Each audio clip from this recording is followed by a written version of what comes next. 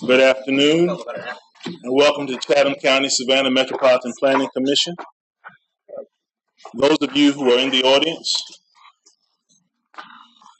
that wish to speak, you can speak by filling out a speaker card and handing it to one of the ladies in the table in front of me. I also will ask that you sign your name to record your attendance here today. The meeting will follow the standard procedure that you see on your agenda. We will have a moment of allowing the petitioner to speak. Afterwards, we will allow members of the public to come forward. Afterwards, the board will take action in that order. Now we have an invocation and pledge of allegiance.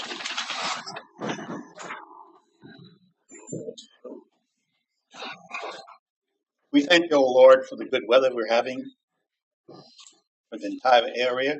We also wish everybody a happy St. Patty's Day. Just remember to wear your green and behave yourself.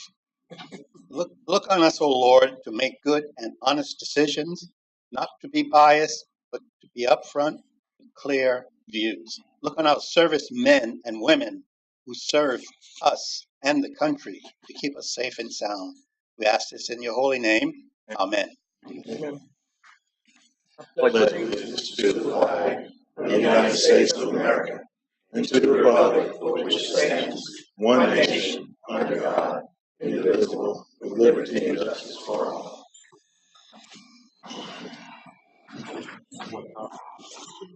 First item on our agenda is the approval of the agenda. Mr. Chair, I'd like to make a motion that we adjust items 10 and 11 from the consent agenda and move it to regular business. Second. Mr. Cole motioned that we move items 10 and 11 from the consent agenda to the regular agenda. It was properly seconded by Mr. Noah. Can I also make an amendment to that motion? Not legally. That's what it is. That's what it is. Point of order. Yeah, consistent with our conversation during the pre-meeting, I wanted to see if we could move items 3, 4, and 5. Those were items that were going to be removed from the agenda. Just move that to consent. So when we take action on them, they're officially removed rather than us voting on those individually.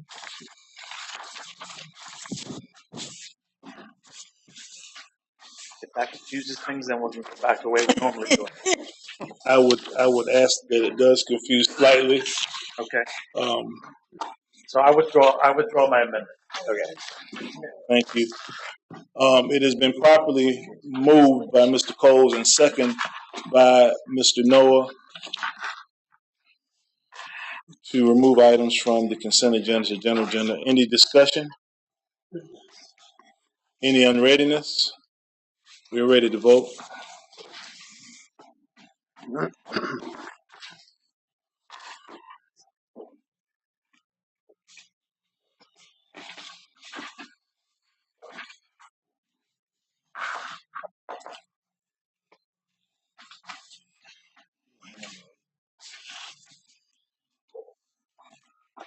Do a hand. How quickly are you? It's been properly moved in second. I'm going to a hand vote. All in favor? All opposed? Motion carries.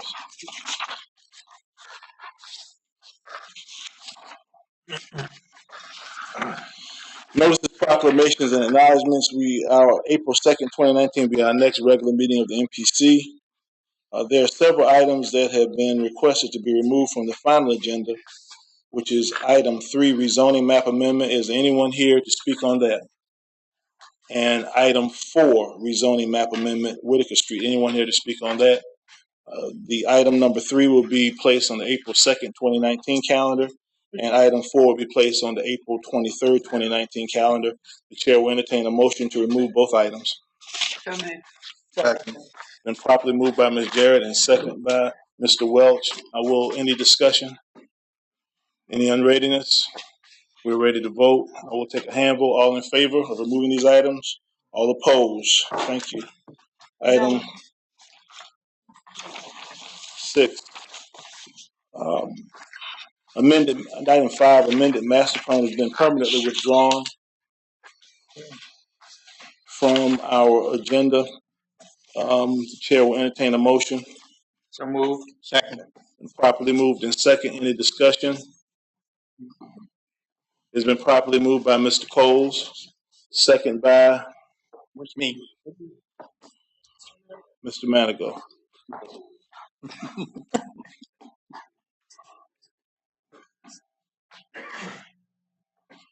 Any discussion? Is there any unreadiness? All in favor, signify by vote. Aye. All opposed? Item has been removed from our agenda. Item 7, consent agenda. I'm going to do this in bank. The consent agenda consists of item 6, to approve our February 12, 2019 special call meeting. Item 7, to approve the February 19th, 2019 briefing. Consists of item 8, new construction, Mid-City Historic District, and item 9, new construction, Mid-City Historic District. Those items are on the consent agenda. I do not have a speaker for either of those. The chair will entertain a motion. So moved. Second. It's been properly moved by Ms. Milton and second by Me. Mr. Welch.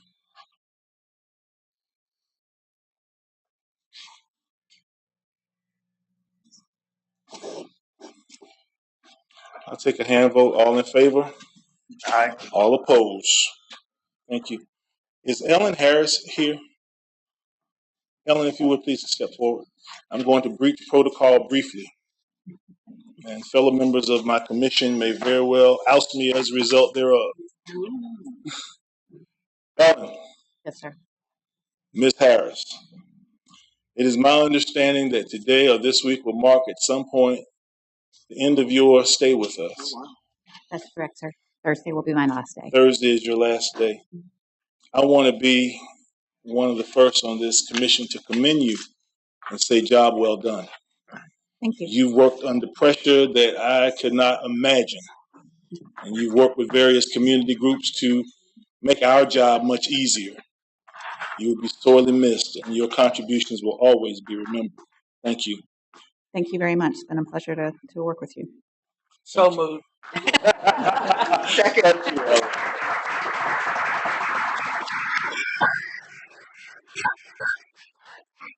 I have one request from her.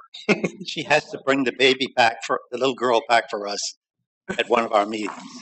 I will definitely do that. And hopefully I will be addressing you from this podium in the future, as not as a staff person, but as a petitioner. And I'll Thank bring you. Beatrice along. Motion was incorrect. I was going to make a motion that we deny her.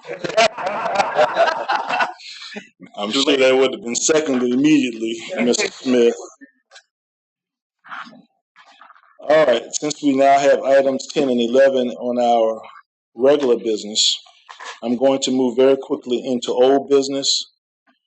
Mr. Lotson,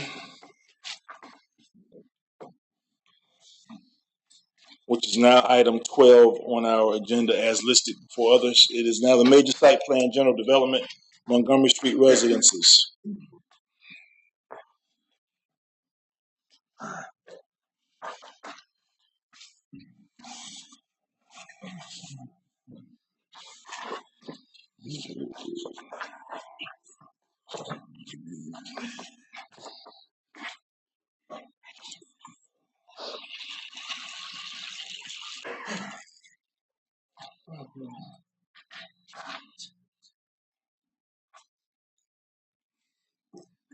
Mr. Chairman, while I find our agenda, I'm going to go into this item. This is an item that was, a part of this item was on the consent agenda today. However, this particular portion of it, which is the general development plan for properties on Montgomery Street, we're bringing it back before you as it was continued from a previous agenda.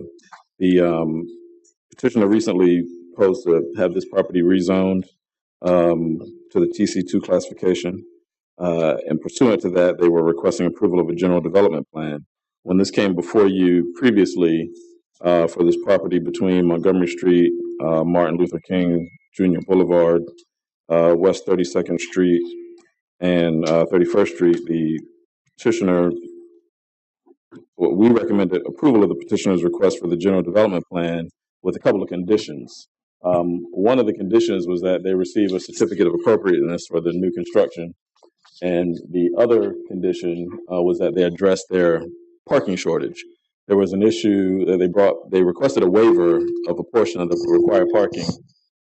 And the board at the last meeting, our recommendation was denial of that request. And sending this back, it was clear that the board's position was not in line with what the petitioner was requesting as it relates to parking. This is the site plan of the subject property. And the issue as it relates to the parking was the fact that they're proposing 135 dwelling units, 48 of which are studios, 71 one-bedroom units, and 16 two-bedroom units. They're providing 63 off-street parking spaces within the building, and they were counting 35 on-street spaces as a part of their requirement, which they are permitted to do within the mid-city zoning classification. However, that total of 98 still left them short of the 109 required spaces. They requested that the board give them a waiver to that requirement, and in lieu of that, staff was recommending that the GDP be approved. However, they addressed their parking shortage through one of the various ways that are permitted within the zoning ordinance. As I mentioned in the pre-meeting, the applicant has submitted a request to the Board of Appeals to address the parking shortage. That meeting has not been held yet, but our recommendation stands. We are recommending approval of the general development plan with those same conditions. I believe the applicant is here to discuss the issue as it relates to the parking shortage. Any questions of Mr. Lotson? Is the applicant present? If you would, sir, please step forward and state your name for the record. Good afternoon, Mr. Chair, members of the Commission. Josh Yellen here today on behalf of Montgomery Street Residences. I have with me Mr. Andy Lynch, the architect, and Mr. Michael Roach, engineer for the project. I do want to clarify and start by saying thank you for approving the certificate of appropriateness for this building in the consent agenda. And one of the parameters by which this parking waiver is judged by this board is inherently tied to that certificate of appropriateness. Oddly, in the Mid-City District, it says that this board is inherently allowed to grant a 20% waiver from development standards when such waiver is visually compatible. In the consent agenda, in this meeting just now, 5 minutes ago, you have stated that our building as designed is visually compatible. So we're here now to ask for the 11 parking space reduction, a 10%, less than 20% of the waiver that we could be asking for this site. And what I can tell you is that to make changes to this design will be inherently not visually compatible. If we are going to have to provide the extra 11 spaces, as recommended in the staff report, via surface parking on abandoned lots near the site, that would not be visually compatible. I don't think anyone on this board or any of the Mid-City residents want to see the continued use of parcels along Montgomery and along MLK being used for surface parking. We've asked for what we see is a very reasonable 10% waiver of the parking standard. And I do want to talk about some of the issues here. We have provided many spaces through the creation of on-site parking. In the Mid-City District, this is allowed and is allowed to be counted towards our overall parking requirement. But just to point out the current condition of the site, as we look down 31st Street, our property is on the right-hand side. There is currently no on-street parking in this location. It is entirely a curb cut that's being used for commercial uses. Similarly, as we look on Montgomery Street, the entire block face is one massive curb cut that currently does not allow for parking. It's not pedestrian friendly. It does not promote any of the ideals that we're looking for redevelopment in the Montgomery and MLK corridor. However, what we have proposed and what we are asking for this variance for, and this is the exact same location. This is Montgomery. This is 31st. We will be putting in the tree lawn. We'll be building the improvements. We will be putting in the on-street parking where currently none exists. As I mentioned in our previous meeting, this site is also ideally located next to public transportation. We have over 5 CAT bus routes within a 5-block radius of this site. Additionally, the SCAD bus route services this area with 3 locations in that same area. It's ideally located for this board to grant the requested waiver for parking. As I mentioned in the last meeting, it is a large building. 16,000 square feet of this building is in service of hallways and other areas that are not to be utilized by residential structures. Oddly, our mid-city ordinance requires parking at a calculation of 1 space per 1,000 square feet. Unlike in other districts where I could come before you and you could say eliminate some units that will take care of the parking, that's not the case here. If I have 2 units in this building, I'm still required to have the same amount of parking as under our current calculation. And so it's an odd give and take where in order to make the changes for the waiver, it would be a redesign, and this design, as it currently is shown, was just approved for a certificate of appropriateness, which does permit us to come in and ask for this very small 11-space, 10% waiver. And I do respectfully request that you approve of our waiver request. And I'm happy to answer any questions that you may have. Questions of Mr. Yellen? Yes, Ms. Jarrett, followed by Ms. Southers. I wanted to know first on 31st Street, are you widening the street to create that additional parking area? And if so, are you using brick to be compatible with the existing street? Well, I don't believe that we are taking out any of the existing brick to answer that facet of it. I can defer to the engineers.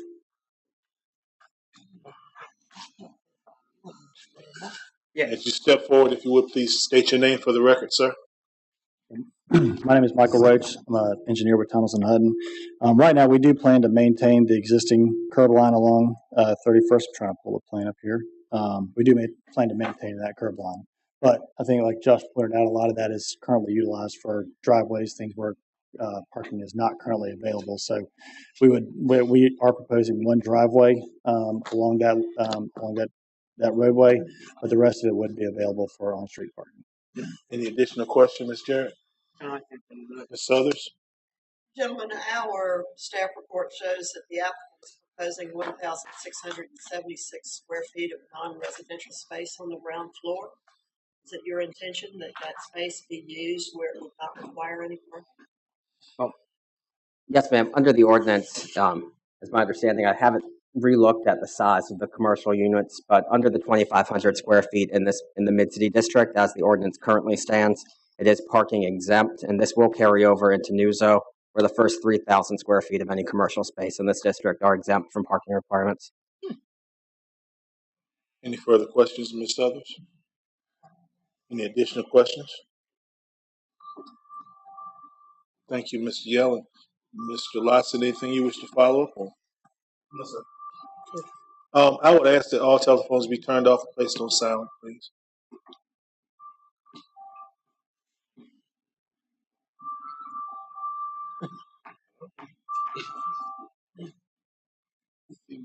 Thank you. Chair will entertain a motion. Move to approve staff recommendation. Second. Properly moved by Ms. Jarrett and second by Mr. Welch. Any discussion? There's no public cards. Any discussion?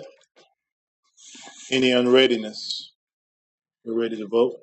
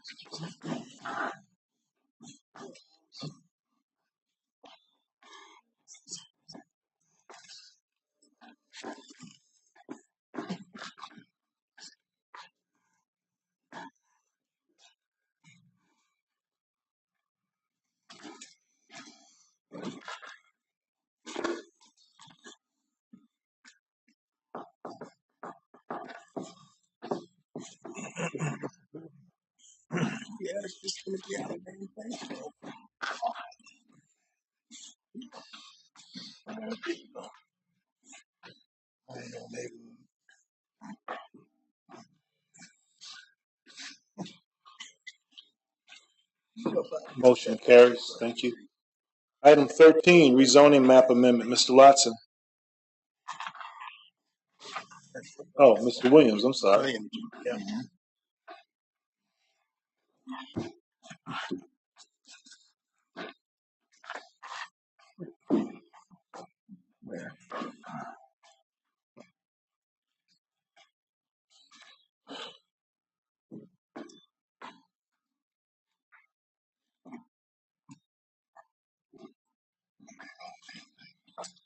Good afternoon, Chairman, members of the board.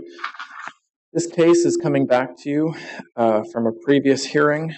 It's at 3811 and 3813 Bull Street, near the intersection with East 55th Street, forgive me. It's a petition to rezone from a current district of BG1, that is General Business Transition, to RIP, which is Residential Institutional Professional. So Teresa Coleman, the petitioner, first applied to rezone these properties back in December 18. Upon learning that she lacked certain documentation to demonstrate that she could act as the legal agent for the property owner, who's actually her son, we continue this application to a subsequent meeting. She provided this documentation, and the Planning Commission heard this case at the January 8th meeting, as you no doubt recall. In this case, you recommended approval of this rezoning request. It was heard by City Council on February 14th, at which point adjacent property owners informed, as part of this process, adjacent property owners informed Council that there were issues with the public notice, at which point the Council decided to remand the matter back to you all for a renoticing and additional hearing. I should note there was some confusion about the parcels under consideration for this particular item. It was the subject of a subdivision, and hence there are two property ID numbers that were split out of this parcel. These were not initially recorded when we were going through and writing the report on this, but it now reflects this, and I should note it was properly noticed in terms of the location, so there should be no concerns there. Surrounding land uses are across the street, single-family residential. There's a church right here. Also, a more general business transition on the north and south sides of the property. So the purpose of the proposed district is to create an area in which residential, institutional, professional uses can be intermixed, at the same time create a healthful living environment. The current zoning district it attempts to recognize and kind of reconcile more intense commercial uses with nearby residential areas. So both proposed and existing are quite similar. With regard to the uses that are permitted, BG1, current district, is a purely commercial district. It does not permit residential units. And this is our understanding of why the petitioner is pursuing this application to make the use, which is currently a multifamily dwelling here and a commercial building, conforming. So in summary, RIP permits the full range of residential uses, while BG1 is a purely commercial district. In general, you could understand this as a downzoning. It is RIP permits a much narrower range of commercial uses while also adding residential uses. In light of this, when you consider the criteria for a rezoning, in other words, would it permit uses that create traffic volumes, noise, odor, etc.? Would it permit uses that adversely impact adjacent properties? Would it permit uses that generate a undesirable mix of particular traffic? Would it permit uses that draw a greater demand on public services? Would it permit a scale of development that would adversely impact the improvement or development of adjacent properties? On all these, we can confidently answer no as a result of the fewer uses that will be permitted under the proposed district. It is entirely the district she's proposing here is entirely consistent with the future land use map, which is designated traditional commercial right here, as well as with the proposed NUZO designation, which is TC1 or traditional commercial 1. I should note there has been, since this first went before you, there's been extensive opposition to this case in the form of a rather extensive memo that we received earlier this week and that we've attached as part of the record from a Miss and Miss Mitchell. Mr. and Ms. Mitchell, who I believe are property owners of this parcel immediately adjacent to the north. I have responses prepared to many of the points they raise, which include, in addition, a petition, I quote, to stop spot zoning, which also includes a number of nearby property owners, all registering their opposition to this matter. This also includes letters from some nearby property owners that also register their opposition. Summary, staff at the MPC is recommending approval of the proposed rezoning, but I'm sure you'll hear a lot of voice given to this opposition. So I'll cede the floor, prepare to answer questions, but I may come back to answer any concerns that are raised. Questions of Mr. Williams? Yes. Question, Mr. Chairman. Mr. Williams, would you mind displaying the zoning map? Of course. Okay, so if I'm not mistaken, the entire area, certainly on the west side there, is all BG1. Yes. And under this request, the property in question would become RIP? RIP, that's correct. RIP. But all of the properties immediately surrounding this particular site will continue to be BG1. They will, that's correct. And if I may elaborate slightly, the BG, in interest of time, I didn't delve into it, but I should note that as you can see on the aerial photo here, there are, well, BG1, as I mentioned, is a strictly commercial district. It does not permit residences. Yet, immediately adjacent to this property, here, here, here, and here, are single-family residences. These are all non-conforming properties. And so in light of this, it may have been the case that at one point, BG1, the designation was provided, thinking that these residences would go away, or that the sector would eventually, or the corridor would eventually transition to a fully commercial one. This has not happened in practice. And so the situation we're left with is one in which it's very mixed use. It has residences, it has commercial, and RIP, as staff, we feel is more appropriate, given that it embraces both of these components. Any further questions, Mr. Hernandez? Ms. Garrett? And what is the future land use for that area? This is traditional commercial. Traditional? Which is consistent with NUZO and with broadly, there's a not perfect matchup between RIP, say, and traditional commercial. But traditional commercial encompasses a number of residential uses, whereas BG1, the current district, does not. If we do not move forward with a rezone right now, as the NUZO is adopted, they will become a conforming use? The use will become conforming, correct. As well as all of the other residential? Yes. Any additional questions of Mr. Williams? Yes, Mr. Branch. Williams, I may be totally wrong about this, but I mean, I understood that, lesser uses ought to be permitted. I mean, so what's the point behind getting it rezoned? Well, it's my understanding, and I can let the petitioner address this, but it's a matter of conformity. That the use is simply not permitted in the district, which presents constraints on, for example, securing loans or selling the property, doing other things of that nature. And RIP would still permit a wide range of commercial uses, which is consistent with what's next door, while also allowing the use to become conforming, or current use to become conforming. Ms. Wilson, you had something you wanted to add to that?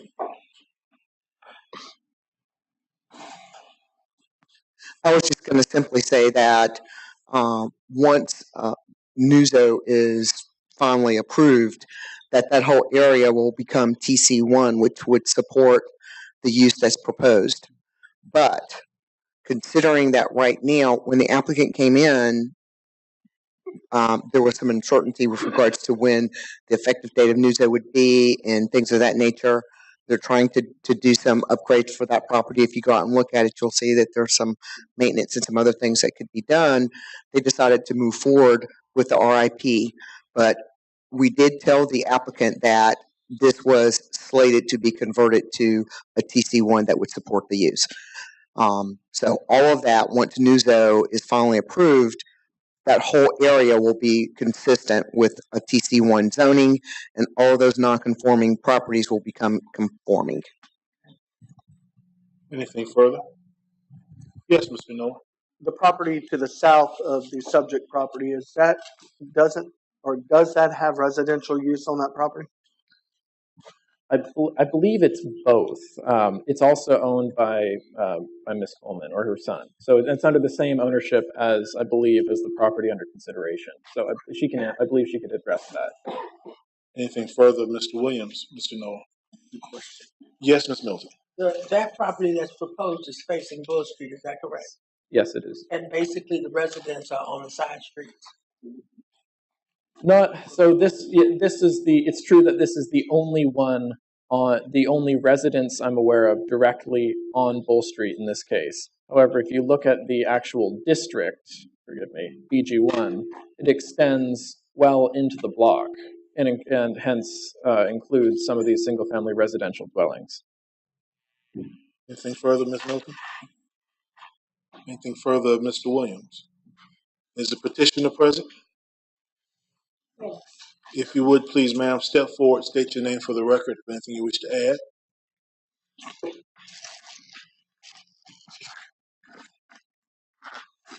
Hello, my name is Teresa Coleman, and I live in 3813 Bowl Street. Any questions of Ms. Coleman?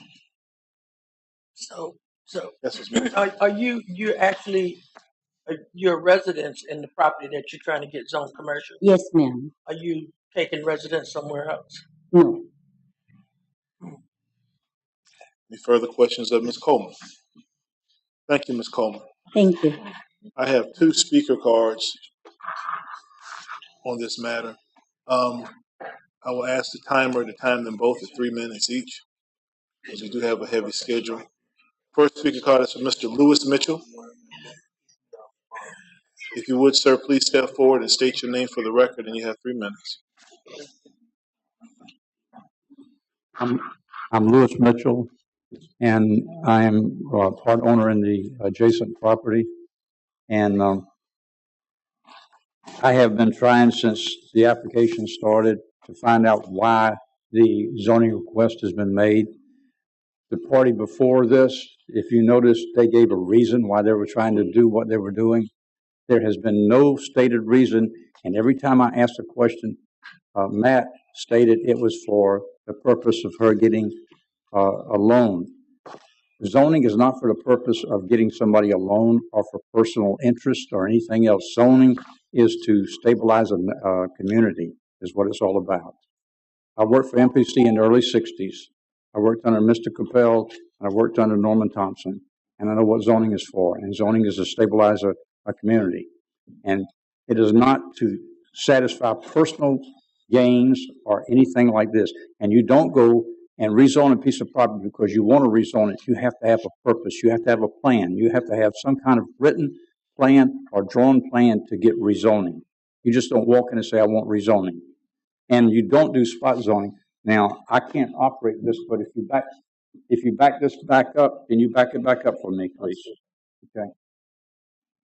All right, right there. Everything around this is BG zoning. That is spot zoning. I will tell you, if I brought Mr. Capel back and Mr. Thompson back, they will tell you that is spot zoning. And that is one of the things they did not want, because that is where you have a downgrade of the community, is when you get spot zoning. Why don't we just go in the middle of Larsley Park and take one of the houses and turn it into a local grocery store? You know, I mean, that's the kind of stuff that used to happen. You can go over to places off of Pennsylvania, and they did have little grocery stores and little houses over there and things like that. You don't do that. That's spot zoning. And the whole purpose was that when they did all this, at the time that I was there, they started with zoning that you have there. You have less than a minute, Mr. Mitchell. Can I speak anymore, or you cut me off one? No, I'm telling you, you have less than a minute. Just to give you time. Okay. So I lost my train of thought. When you get my age, you lose track. But anyway, the fact is that you don't want spot zoning, because it starts to downgrade of the whole area when you start spot zoning. And no one has shown anything about this property. I have sent this into Matt, and he won't put up here what I've shown him. You have not seen pictures of the property. This property, and I'm not trying to downgrade the petitioner, but this property is 2 Army barracks that were put there back in the 50s by Mr. Reed. I know the history. Mr. Reed used to have a place in there where he showed movies in between there and sold popcorn. These were 2 Army barracks that when they took them off 100 Field, they brought them there. Up, sir. This property has seen its life. It's seen its life, and it's ready to change. And that's what happens is when the value of land exceeds the value of the buildings, then you start tearing the buildings down, and then you start and put a newer piece of property on that property. Put something new on that property. Your time is up, sir. Any questions of Mr. Mitchell? Yes. Yes, Mr. Manigo.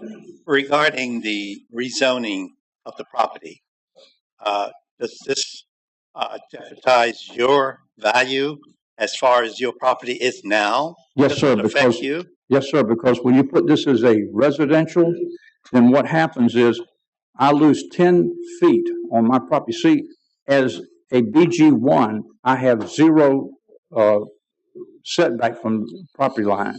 And now I would have to set back 10 feet. In other words, when I improve my property, or a person buys from me and improves the property and they want to build on here, they would have to set back 10 feet from this property because you have to have a 10-foot setback from a residential zoning. And that's the whole thing about it. And so I would lose, it would financially affect my property that way.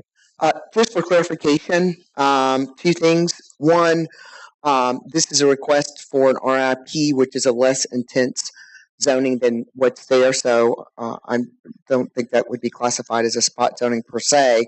But more importantly, in 2 months or 3 months, when Nuzo is converted and let's say July 1, if things are still per the schedule, everybody's going to have the same zoning classification. So you won't have to worry about the setbacks that you're talking about. I would understand that. Huh? I would understand that. Okay, so everything, that's what I'm telling, just letting you know, everything right now on that strip, if you pull that up, Marcel, you'll see that that area, which would probably include your property, they're all getting converted to the same zoning classification. But if something went wrong and Nuzo doesn't go through, then we have this situation, and I don't want that. If something goes wrong and Nuzo doesn't go through, then we will work with the whole group to get it converted to TC1. Well, I worked on Cancer Cow Parkway back in the early 60s, and they didn't put it through for a long time. Yeah, well, hope springs eternal, and we're hopeful that this will move forward now. So, but anyway, can I follow up? Thank you very much. Hold on, Mr. Mitchell. You have a question of Mr. Mitchell, Mr. Hernandez? Well, it's kind of related to the response that Ms. Wilson gave Mr. Mitchell. So we're banking on Nuzo. You just made a comment that in the event Nuzo doesn't pass, you'll work with other property owners to rezone that to TC1. But let's assume for a moment all of that, those 2 items are off the table. None of those 2 happen. And we move forward with the rezoning to the RIP district. How does that affect Mr. Mitchell's setbacks? Yes, if I may, I just wanted to bring up here some context that this is true. That if there is a provision regarding setbacks in the ordinance that one have a 10-foot buffer, side yard setback, in other words, next to residentially zoned property. Now, I don't believe, I haven't measured it myself, if I could find it, Bull Street. Here we go. Right here. I don't believe this affects the configuration of the building as it currently exists. See, Mr. Wildwood, I'm going to allow Mr. Williams to finish what to say.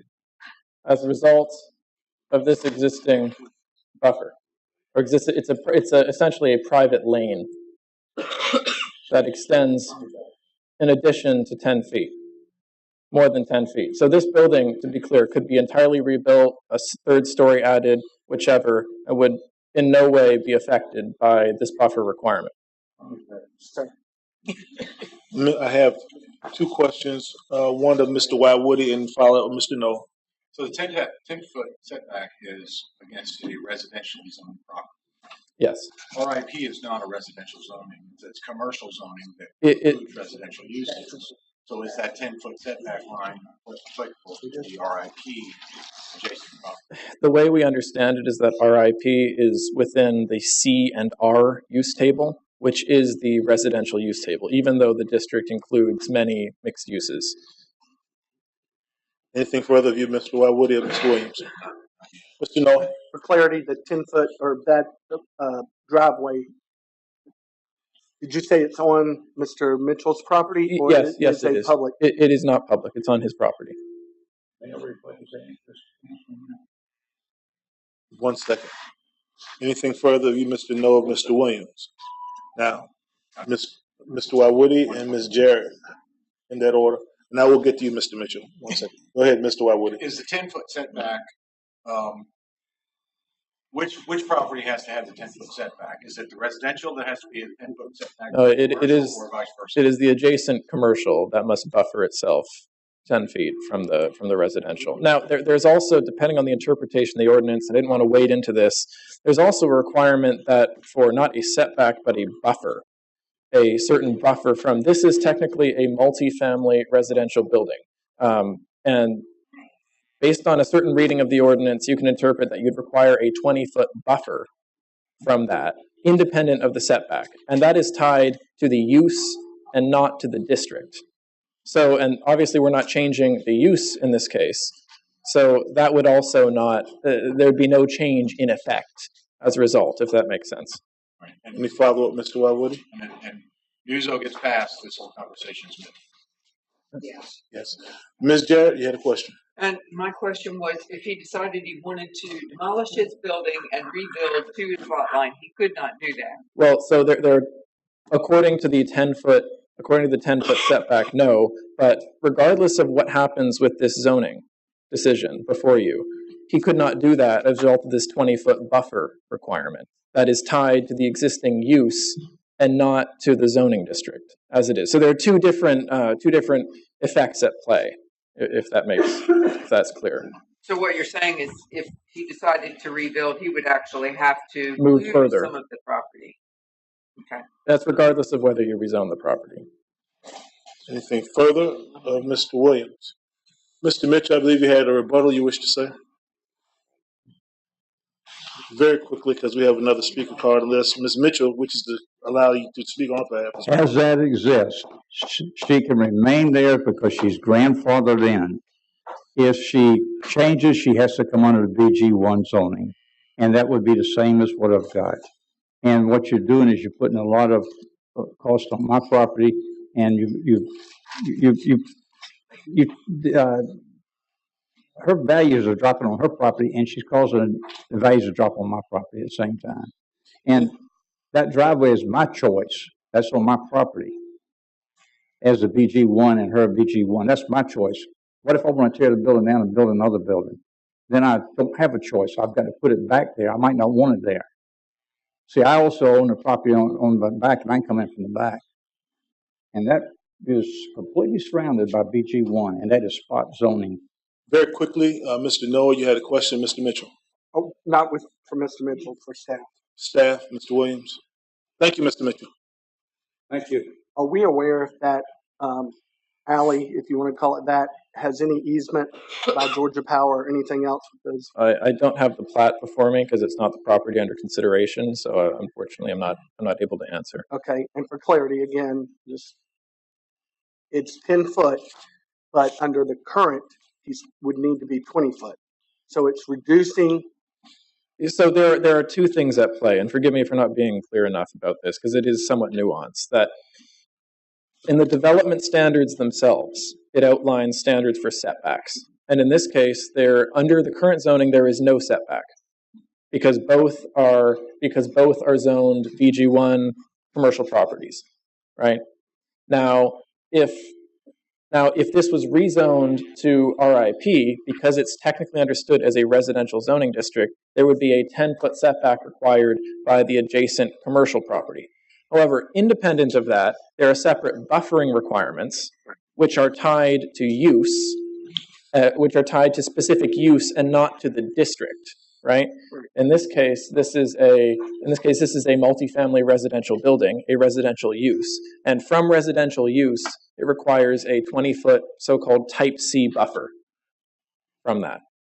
And that doesn't change because this residential property is not being demolished in this case, at least in our understanding. If it were demolished, then that buffering requirement would go away, but the 10-foot setback, if it's rezoned, would remain. Any follow-up, Mr. Knoll? No, sir. All right, I have one more speaker card. Vicki Mitchell. If you would, ma'am, please step forward, state your name for the record. You have 3 minutes after you state your name for the record. Hi, I'm Vicki Mitchell, joining property owner. I just want to point out a couple of things that I think that has been done wrong by, can you do this map for me just to go all the way and show from 56th Street over? Go that way. Down the street. Yeah, down the street. Back in 2007, Chatham County Board of Assessors split PIN number 2-0093-1003, which is the northwest corner of Bull and 56th Street, into 3813 and 3817. This plat was never reviewed or approved by the city. So to me, you have a subdivision that's is existing. Now you're doing like an illegal subdivision now to me with the other two. Also, I would like to point out in our research, there is a mortgage on this property, and the mortgage on this property is from 56, includes all the property. There is a mortgage. The mortgage, which is Barry Coleman, is his name.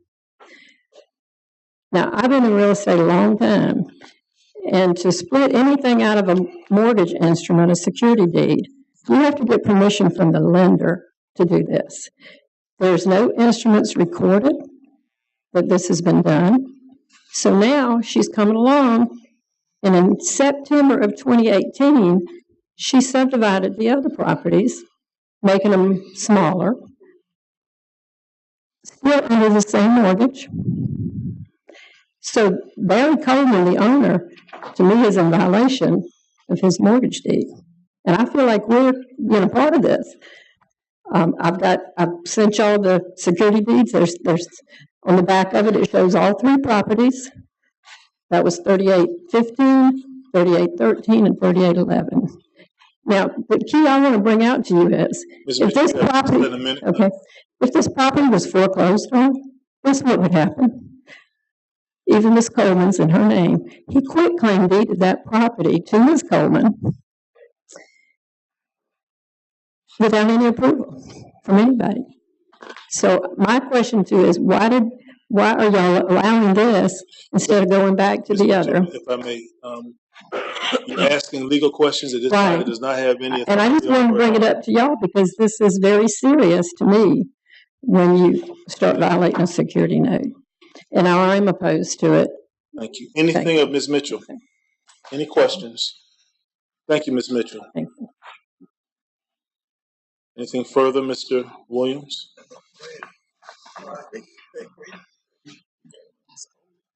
I'm happy to answer any questions regarding the testimony as given. I don't think the commissioners have any inquiry of you at this point, do they? Okay. Chair will entertain a motion. I move that we deny staff's recommendation and deny the petition. Second. It's been moved by Mr. Branch to deny, and it's been seconded by Mr. Hernandez. I'm sorry. Any discussion? Any unreadiness? We are ready for the vote.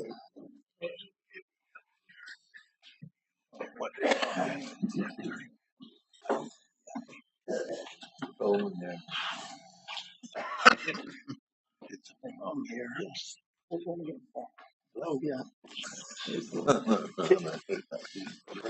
Chairman, Yes. Can you restate the motion? Okay. The motion is to deny staff's recommendation. Deny the rezoning. Deny the rezoning. That is the motion on the table, and we are voting, by the way.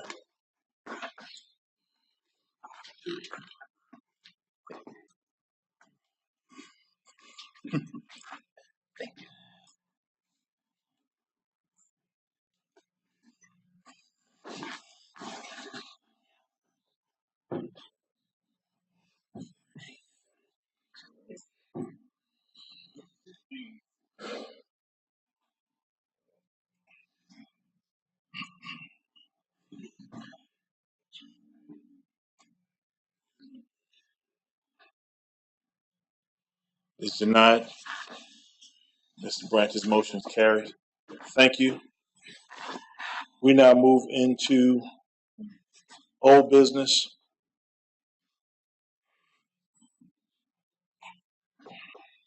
I'll begin with item number 10, rezoning text amendment.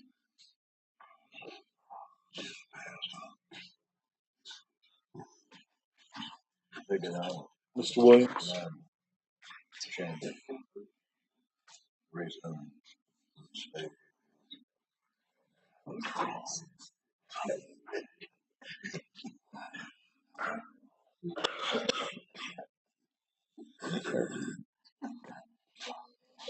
Item number 10, rezoning text amendment that was removed from our consent agenda.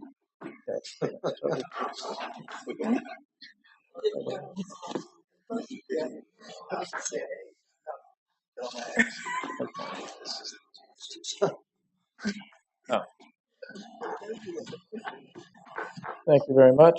All right, so at issue today is a text amendment concerning a petition to permit the sale of beer in addition to wine in a restaurant use within the RIP A1 district, as well as permit the earlier sale of alcoholic beverages. So that because this is a text amendment, there's no specific map attached to it. However, there is only one district in the city zoned RIP A1, and that is an area around Troop Square. And so this will only concern a single property, which is the Fox and Fig Cafe. This is a legally non-conforming use within the RIP A1 district. The cafe is subject to specific non-conforming use regulations, which are Article F of the Savannah Zoning Ordinance. Among these regulations are a prohibition on the sale of beer. However, the sale of wine is permitted, assuming it accompanies a so-called full-service meal. Petitioner wishes to amend these use conditions to permit the sale of beer as well, subject to the same provisions as the sale of wine.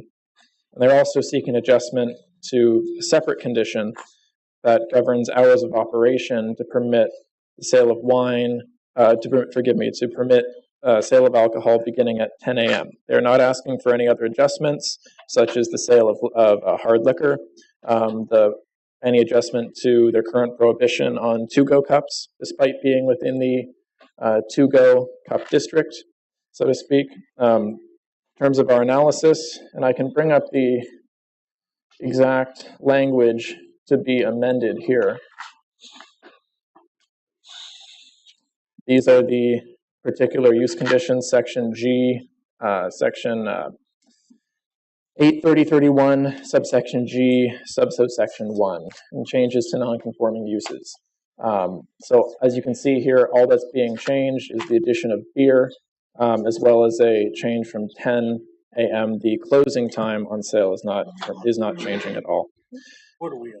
In terms of our analysis, we currently fail to understand why the regulations are written in the first place to prohibit beer, but not wine, since the two, as you're aware, are almost always treated together as part of alcohol licensing. And as far as the condition to allow earlier sales of alcohol, this is entirely consistent with the remaining districts, the remaining restaurants and other districts within downtown. So it would bring them into consistency with that. They'll still be bound by all the remaining conditions. These are only minor tweaks in this case. So as a result, we recommend approval of the recommended text. Any questions of Mr. Williams? Yes, Mr. Cook. This is the only what is it, RA1 district in the city? This is the only RIP A1 district. It's a single instance district, and it only covers, forgive me, don't have the zoning map, but it covers just this portion of Troop Square. And there's only one restaurant use within this district, which is the Fox and Fig Cafe. This goes way back to when Firefly Cafe opened. And there was a big controversy about even serving wine back then. Yeah. Once they get their foot in the door, you get beer, and then the next step is they're going to want to do hard liquor. So I'm just telling everybody that, this is what happens. But it used to be the Firefly Cafe, and it was really a lot of people didn't even want them to serve wine. But anyway. Anything further, Mr. Williams? Any follow-up, Mr. Cook? Didn't want it. Any follow-up, Mr. Cook? No? Yes, Mr. Branch. And I think the answer has already been addressed, but I just want to make sure it's clear. This section 83134G1 would only apply to this district. Yes, it's only for the RIP A1 district. These are non-conforming use conditions that apply only to the RIP A1 district, and furthermore, only to a sit-down restaurant. The sale of serving of beer and wine from a sit-down restaurant by the drink for consumption on the premises shall be allowed within just the RIP A1 district, subject to all these conditions. Follow up, Mr. Branch. Mr. Cook. The reason that this is the only one with an RIP A1 is just to accommodate those people when they went to do the Firefly Cafe. And the reason it was made RIP A1 is so they could serve wine.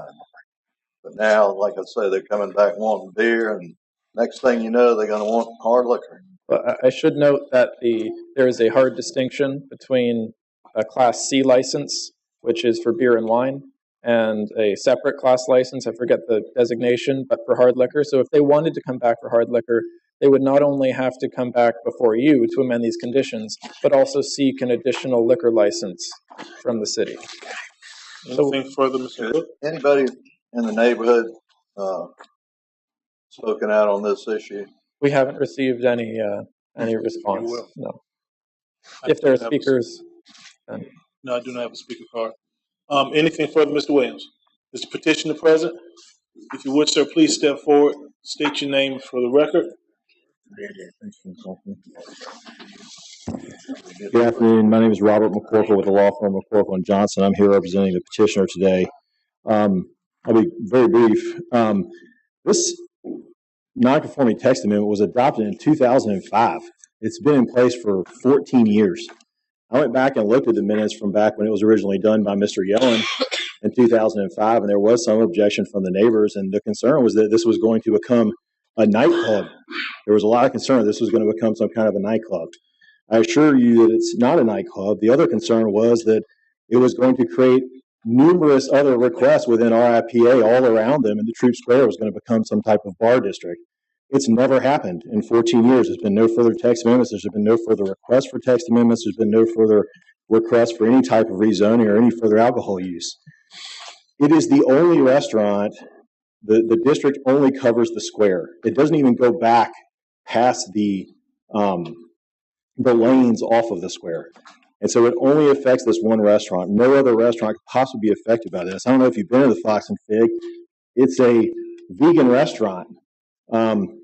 It's not a bar. In fact, it's heavily restricted as the ordinance is currently drafted, and it has been drafted since 2005. They are only allowed to serve alcohol with a meal. They're not allowed to have to-go cups, even though they're in the to-go cup zone. They're not allowed to have a bar. They can't even have a bar in the restaurant. They're not allowed to serve alcohol after 10 p.m. at night, which would keep it from ever being a bar or anything else. They are not allowed to advertise or display alcohol signs at all in any of the windows or on the property. All of these restrictions are specifically put on this piece of property for this use. Nowhere else in the entire ordinance that I'm aware of in the city is there a distinction between beer and wine. Harold and I were talking about why the beer wasn't added in 2005, and I think the answer is because craft beer didn't exist in the state of Georgia until after 2005. There was no such thing as craft beer at the time because they had restrictions on the percentage of alcohol that could be put in each can of beer. And so craft beer, frankly, didn't exist and wasn't a big draw for restaurants. It is now, and when you're a specialty restaurant like Fox and Fig is, that serves a great product and is a service to the community just like Firefly was before it, they want to be able to serve a craft beer and have it on their menu along with a glass of wine. They can't have liquor at this location. That, like was mentioned, they would have to completely rezone the property. They would have to get a different liquor license. In addition to that, there's a church directly across the street from this location that's been there for probably 160 years, and they can't serve liquor across the street from a church. They can serve beer and wine because beer and wine is treated identically throughout the entire city ordinance, but they can't serve liquor. And I don't think the Unitarian Church directly across the street is ever going anywhere because it's been there a really long time. So there's no desire on my client's behalf to serve liquor ever. This is simply a case of when they get to their backside of their menu in here, along with their wine selections, they want to be able to offer their customers a glass of beer with a burger when they go in there to eat. Right now, they're not even open past 9 o'clock at night. But they're allowed to serve alcohol until 10, even though they're not even open that late. So, again, they have to serve it with a meal. They can't have a bar. They can't advertise in the windows. They can't have to-go cups. They can't do any of these things. This is simply whether or not when you go to the Fox and Fig to get a sandwich, you can get a beer with it. And so we would ask for support of staff's recommendation for approval.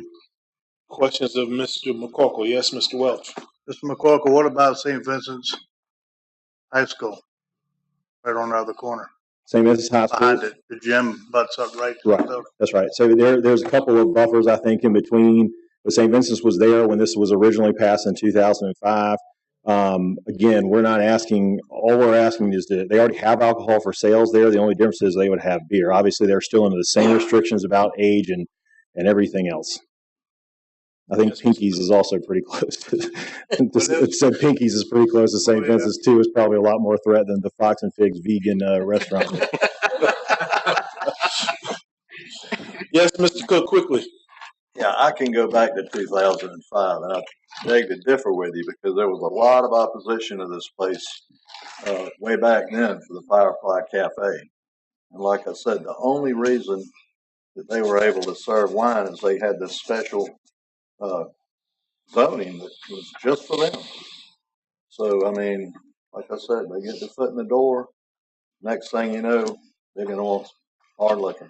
The text amendment was done just for them. I don't believe the zoning was done just for them. The zoning affects many more properties all the way around the square. The restaurant pre-existed. There was already a restaurant there that pre-existed the text amendment in 2005. But yes, this text amendment was done specifically for just this restaurant and is again being asked specifically for this restaurant.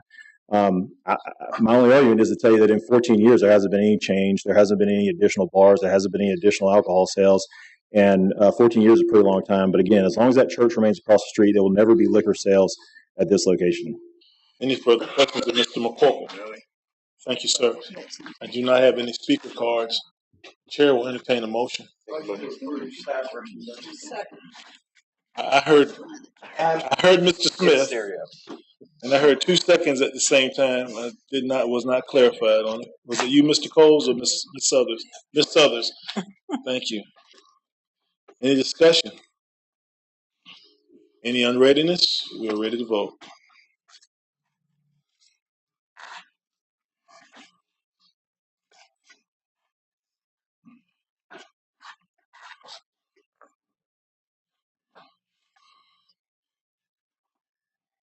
Close it out.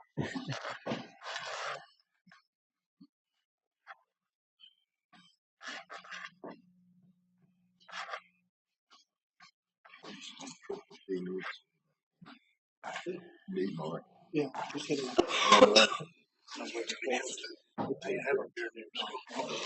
Mr. Welch is showing you've not voted yet. Oh, you voted. There you go. Motion carries. Thank you. Item number 11, Chatham County Local Historic Property Designation. Ms. Smith.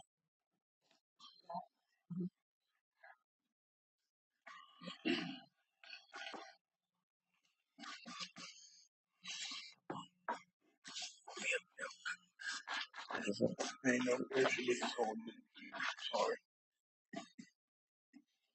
Bad business.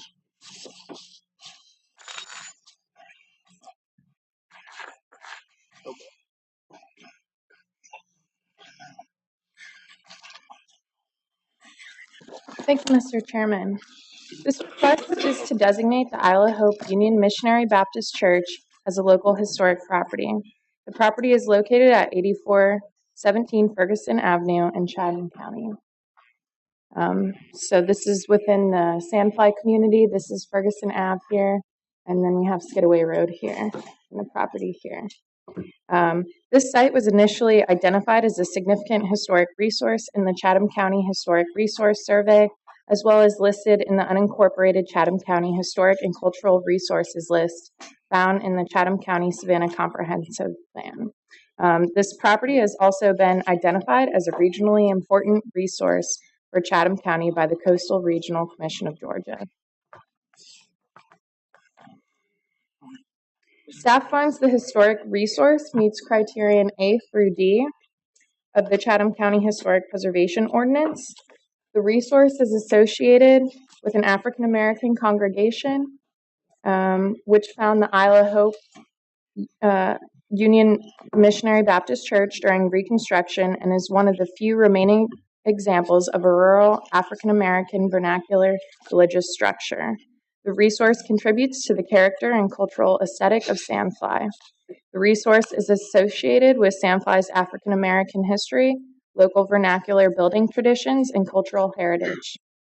The resource is architecturally, historically, and culturally significant to Chatham County as well as the state of Georgia. Staff recommends approval of the nomination for local historic property designation and listing on the Chatham County Register of Historic Places for the Isle of Hope Union Missionary Baptist Church at 8417 Ferguson Avenue to the Chatham County Board of Commissioners because the building is a significant resource that meets the criteria for designation as outlined in the Chatham County Historic Preservation Ordinance. And this request has been initiated by the church congregation, and there are a few members of the church here today as well. Having considered our previous discussions on the matter, any questions of Ms. Smith? Quickly. None. I understand the petitioner is present. Would the petitioner please step forward and state their name for the record? And I will assume that is Minister Larry Johnson. I will assume. No, it's not. No? Okay. Can we have a song for this? Pastor get up here and talk. There you go. I'm the secretary, Jacqueline Campbell Cooper. Any questions of Ms. Cooper? Can we get a song? I don't think y'all got time for that today. There being no questions of Ms. Cooper, thank you. Thank you. I have two speaker cards. One for Minister Larry Johnson. If you would, sir, please step forward, state your name for the record. Thank you, Ms. Cooper. You don't want to talk. Mr. Larry Johnson. You don't want to talk. Okay. Okay. Fellow minister. Now, he's not the minister of the church I'm representing. I know. I met him the other night. Especially y'all. I have a question of interest. The project you have going on in Blackshill. State your name for the record, please. I think you did that. Minister Larry Johnson. Okay, go ahead. Okay, the project you have going on in Blackshill.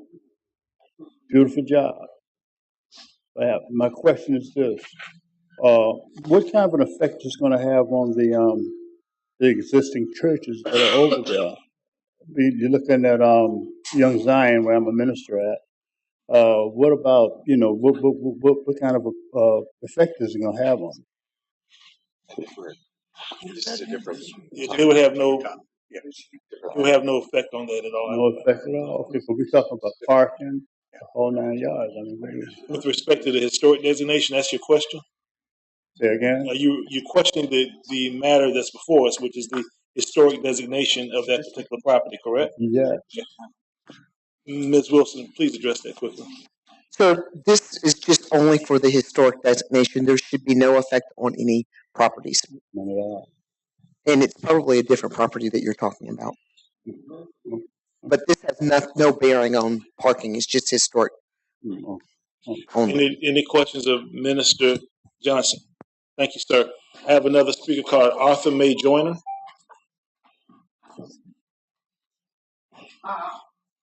Ma'am, if you would, ma'am, if you would step to the podium and state your name for the record.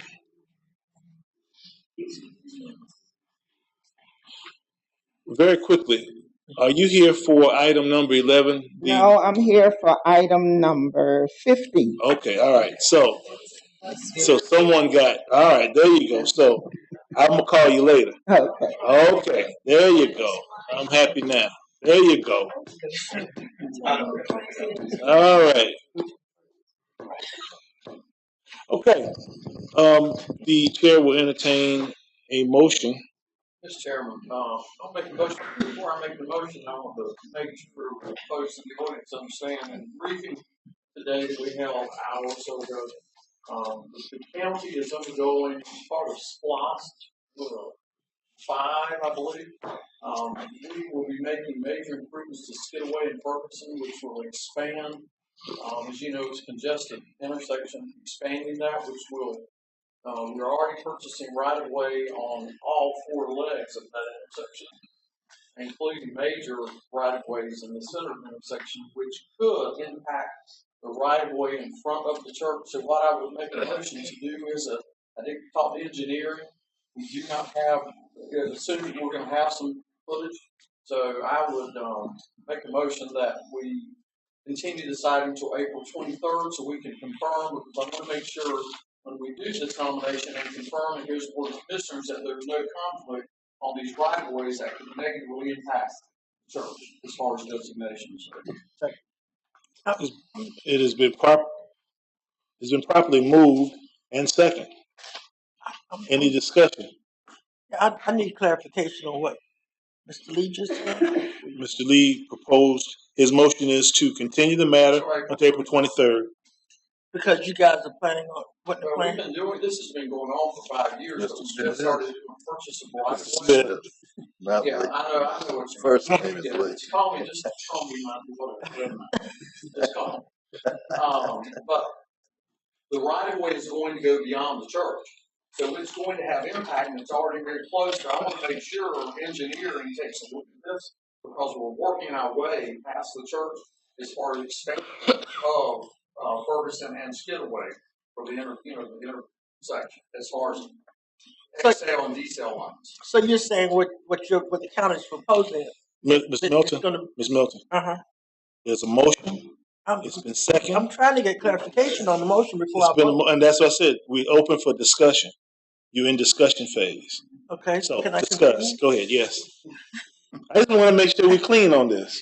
Yeah, I just want to know what he's suggesting is that they're going to the impact of the road is going to impact the designation of this church, the historic designation of this church. Is that what? No. But it could impact as far as the property that's being designated as historic. In other words, if the right-of-way gets in, then we're going to have to go through the whole thing of pulling that out of historic designation. So I don't want to get ahead. So you're trying to put the cart before the horse. That's kind of what's happening, unbeknownst really to the church. So I want to make sure the church on that nomination form, it goes up, and then we have to come back, or they would have to amend the application. So I'd rather get that straight before it goes forward. And before it goes to commissioners, because it will come up, it goes to the commissioners in a month. It's going to get pushed off again, which is going to put it off 2 months. So I'd rather get it straight before we. So have you had conversation with the church people? First I've heard of it. No. That's first. Nobody's brought it to the county MPC, so this is first step. Any further discussion? I'm not waiting. I'm not waiting. Any unreadiness? You ready for the vote? Church a long time.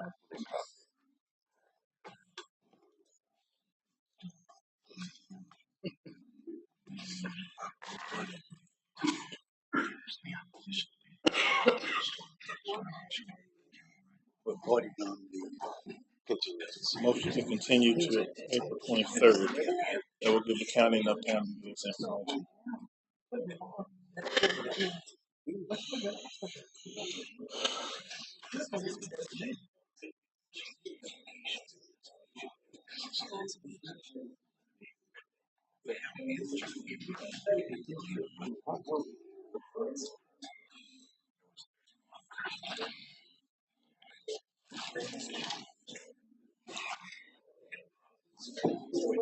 Mr. Manigo, we're waiting on your vote, sir. I did already. Want me to vote again?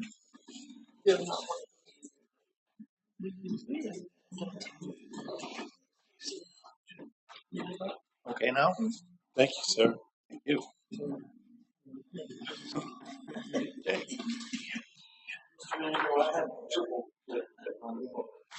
Well, I decided to pray first.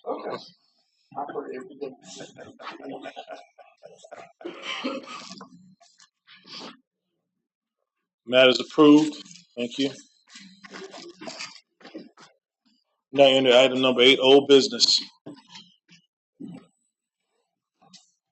Old business, item number 12. Yeah. You did 12? I'm sorry. We're on 14. I'm sorry. Regular business. I'm sorry. 14. Regular business. Item 9. I need prayer, Mr. Lee. I'm sorry, Mr. Smith. I had to make that joke one last time. Item 9, regular business. Item 9.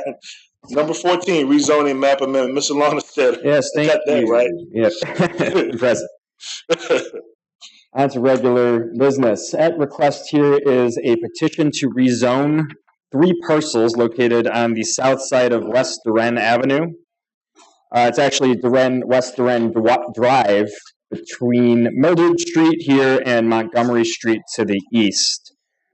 Duran Drive is a separated frontage road that is parallel to Duran Avenue that has very limited access from major thoroughfares. It actually is only accessed via local residential streets such as 73rd, Mildred, and Birchfield.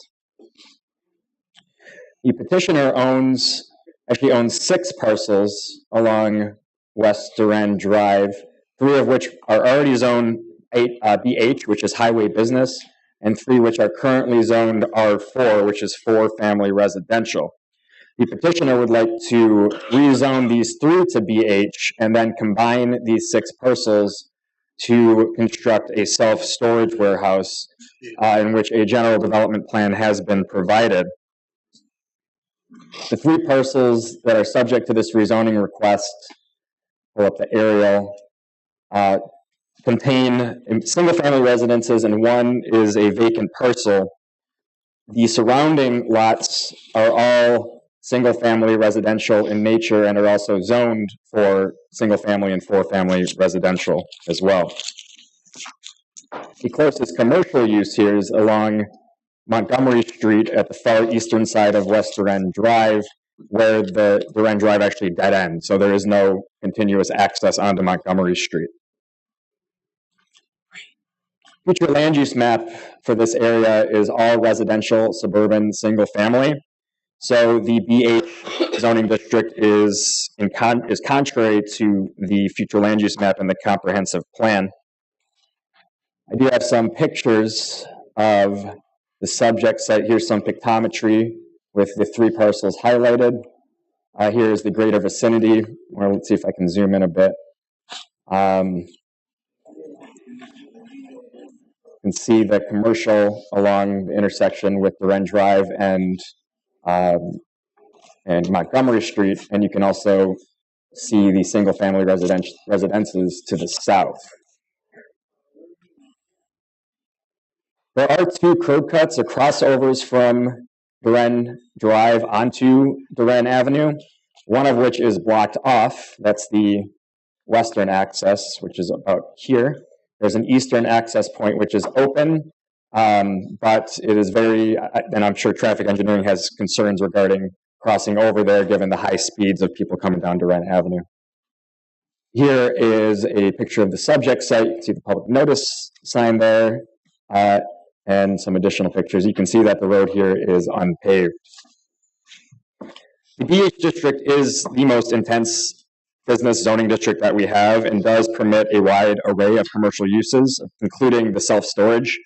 The applicant has made it clear that the intent here is to develop a self-storage facility, but given the nature of the road, the lack of access from major thoroughfares, and the incompatibility inconsistencies with the surrounding land uses, Staff recommends denial of the proposed rezoning to the BH district.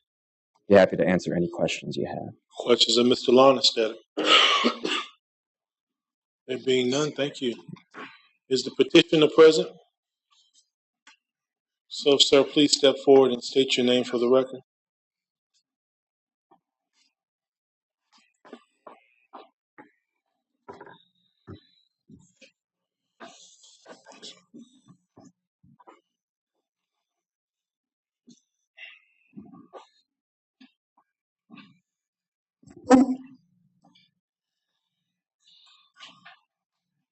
Yes, my name is Jay Maupin. I'm with Maupin Engineering. I'm the agent for the owner. And I have seen staff's recommendation and would like to add some additional information in reference to that to perhaps change your mind. Again, the BH zoning is what is existing in that area. And so we are asking for the extension of the BH zoning to accommodate our project.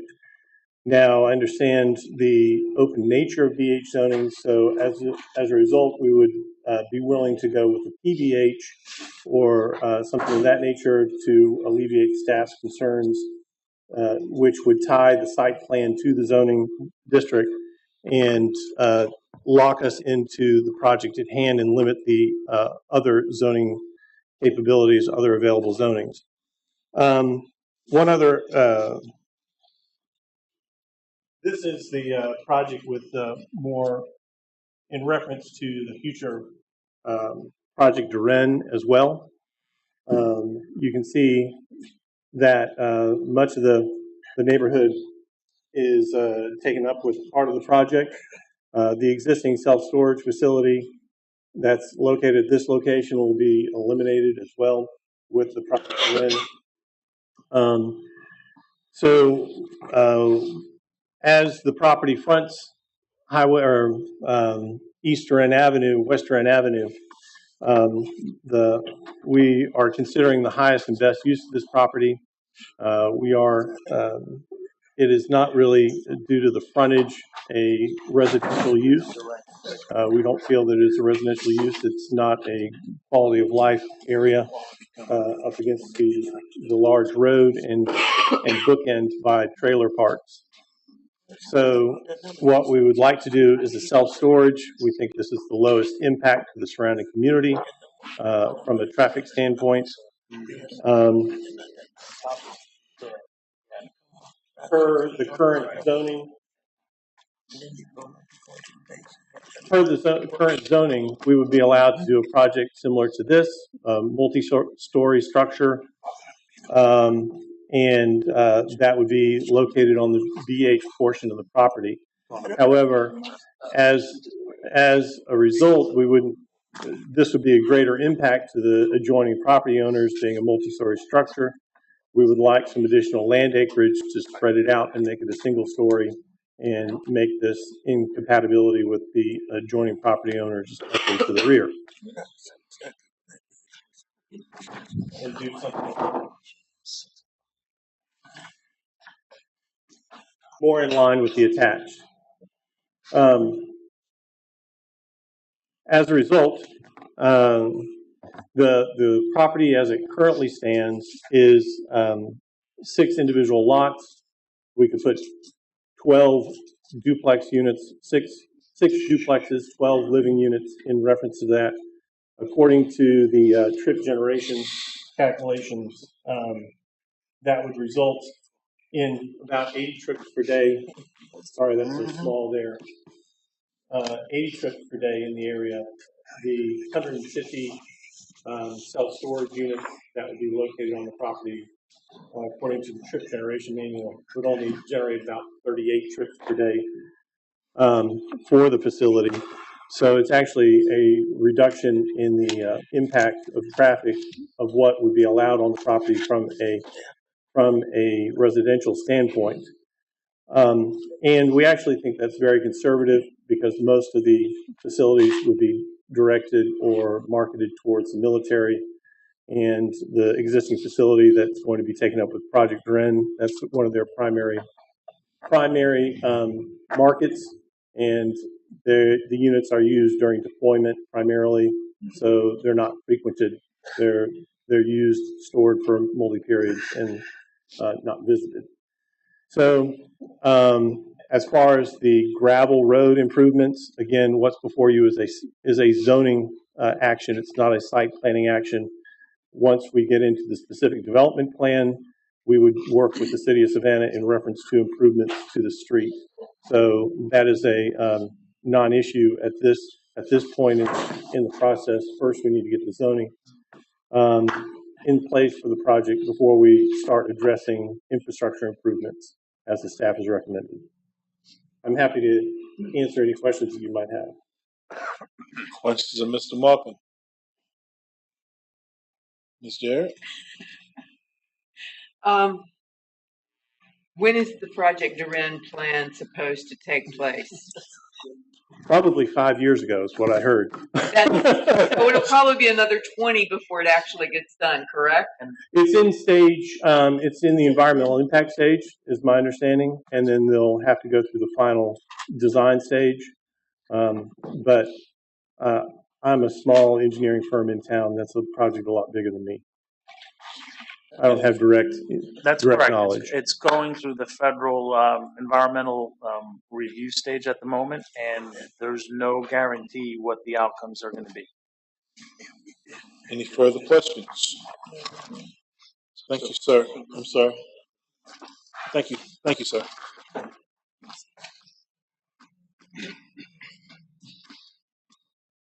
Anything further, Mr. Lonestetter?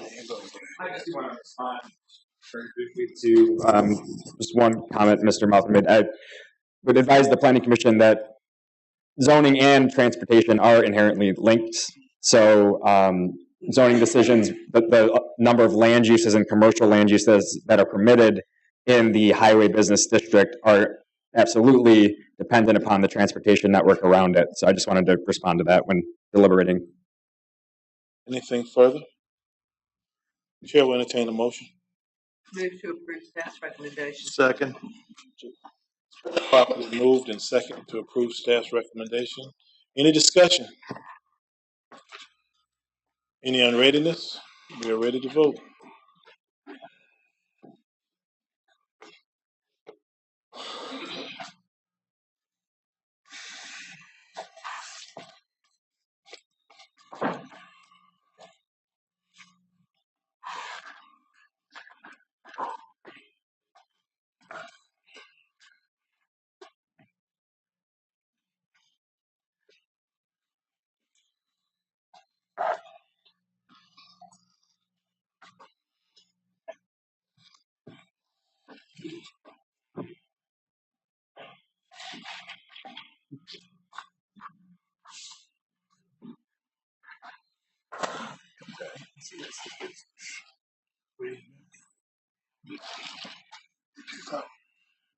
Motion carries.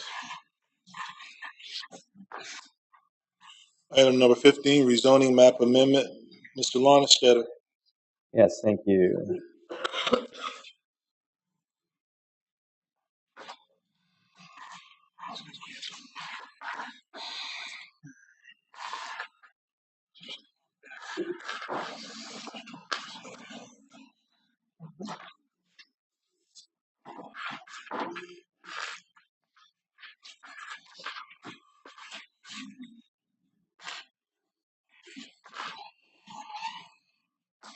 Okay.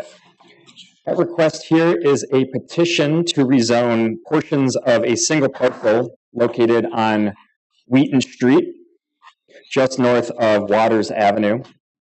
The parcel, which is actually shown here, all in purple, this is one single parcel somehow, is owned by the Housing Authority of Savannah and traverses both sides of Wheaton Street. This parcel is improved with the River Point 2 housing complex, affordable housing complex. You can see in this aerial photograph, some over here, some over here. These portion that is proposed to be rezoned fronts Wheaton Street and is approximately 3.9 acres of the 16.87 total parcel. The applicant and the petitioner, being the Housing Authority of Savannah in association with a private developer, private affordable housing developer, intends to rezone these portions of the parcel from a variety of different existing zoning districts, including multiple family 25 dwelling units an acre, R4, which is 4 family residential, IL, which is light industrial, and a small portion, which is BC, to rezone it to a single RM40 district, which stands for multiple family residential, 40 dwelling units an acre.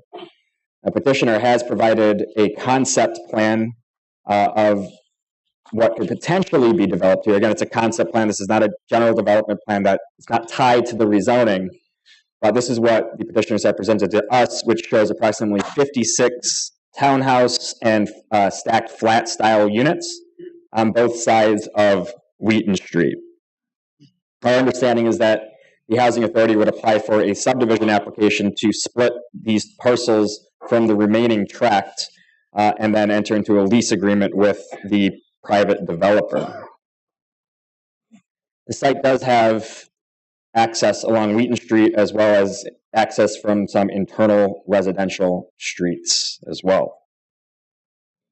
So in terms of the surrounding land uses, again, we do have multifamily residential to the east and west, being the River Point 2 development. We have some light industrial to the north, some single-family residential parcels to the south along Bohan Street. And this area here is zoned BC community business, but is currently unimproved. The future land use map for these two portions, these two parcels here, or future parcels, listed as residential general, which is described in the comprehensive plan as areas with a wide range of residential uses, including multifamily dwellings, attached dwellings, and small lot single-family dwellings to be constructed at densities greater than 10 units per acre. So the multifamily, the RM zoning designation is compatible with both the surrounding land uses and the future land use map. However, when we looked at what the petitioner was requesting with the RM40 district compared to their concept plan, the concept plan shows 56 dwelling units. In an RM40 designation, we did a little comparison chart here. In the RM40 zoning districts, even given a conservative using 70% of the total acreage, so the net acreage, approximately 108 dwelling units could be constructed on that 3.9 acre portion of the parcel, compared to the 56 that is shown in the concept plan. Again, it's a concept plan, but we like to believe that there's some merit to that's their intent to develop it there.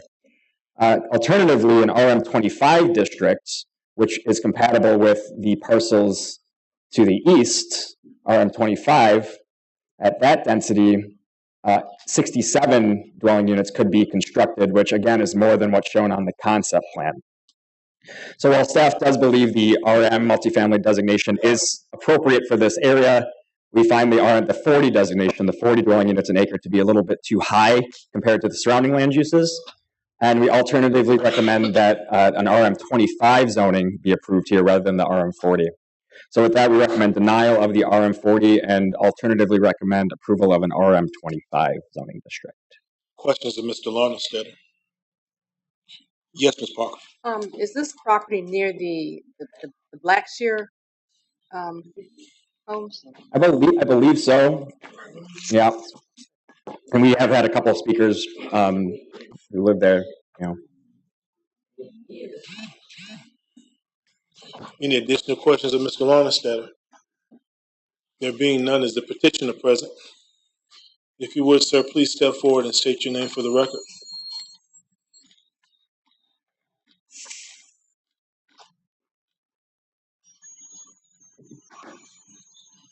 Thank you, Mr. Chair, members of the Commission. For the record, Josh Yellen here today on behalf of Penrose, who will be developing the site in conjunction with the Housing Authority of the City of Savannah. I have with me Ms. Raffaella Nutini of the Housing Authority, who can answer any questions that you have about the Housing Authority's involvement and the purpose of this development. I do want to thank staff for their recommendation of approval.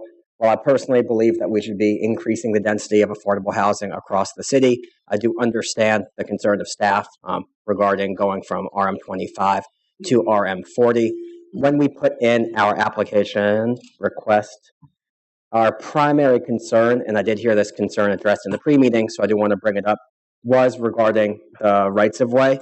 Because we were still meeting with traffic and engineering from the city, we were not sure if the city was going to make it a requirement that these become public rights of way, in which case our parcel is diminished in acreage. And so we wanted to make sure by asking for the 40 that each parcel would independently meet the designation and the density requirements. Based on staff's calculations, we are in agreement that the RM25 would permit our intended use of 56 to 58 duplex and stacked townhome developments. And so we are in agreement. Obviously, we would like a little, if it's possible, to have a little buffer room because these conceptual plans are not finalized. We are still not sure where the roadways are going to line up, whether or not access will be required on Wheaton Street.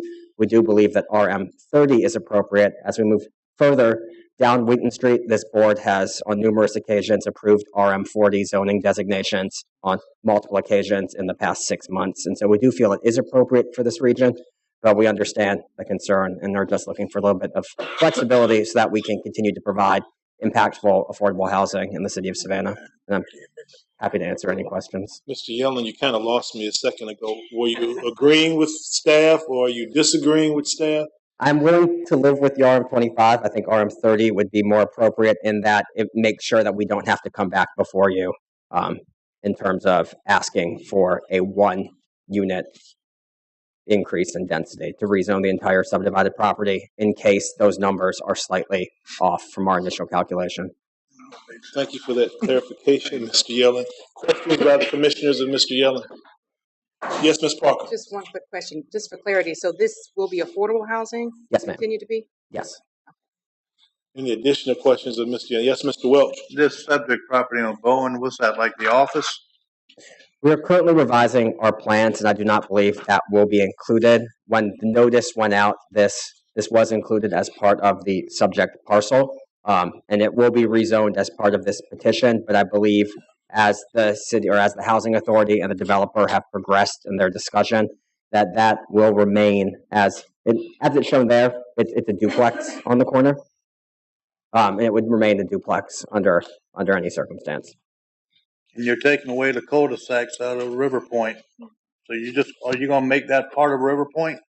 Our intent, this is a concept plan. Yeah. We are still working with the city and traffic and engineering regarding those cul-de-sacs.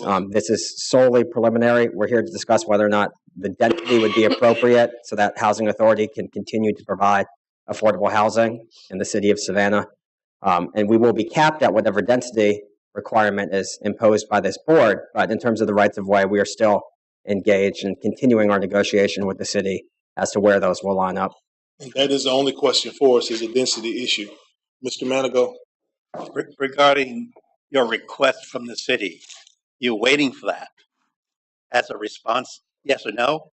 Yes, we are waiting to hear back from the city. We're engaged in our site development review. It's an ongoing back and forth with the city in terms of what will be required in terms of the rights of ways. So we are voting in advance without a definite answer. Today you're voting on the density. Only on the rezoning. Exactly, only on the density. Okay, thank you. Only on the density. Keep the focus in the right place. We'll pull up the map here because, again, that is all concept. But there's no certainty that these cul-de-sacs will be removed. But we are rezoning, or the request is to rezone these two portions. Gotcha. Ms. Wilson, followed by Mr. Wywoody.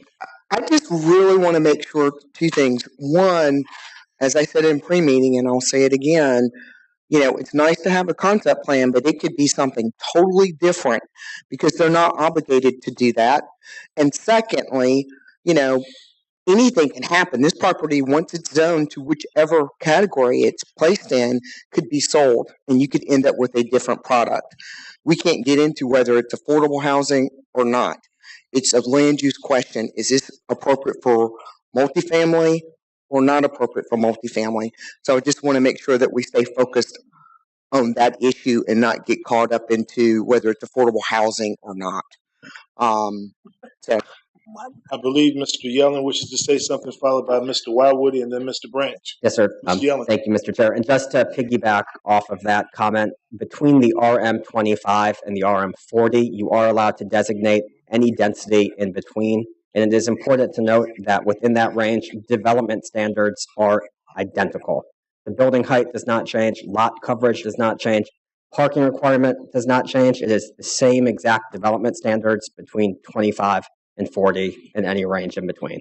Moving quickly, Mr. Wywoody. The word affordable housing is a buzzword, so that's a moving definition. When you say affordable housing in the context of this project, what does housing mean? I cannot define that for you. We are working with the Housing Authority of Savannah in terms of meeting their guidelines as to what is required when they enter into any affordable housing. But you are absolutely right that it's a buzzword that has flexible definitions.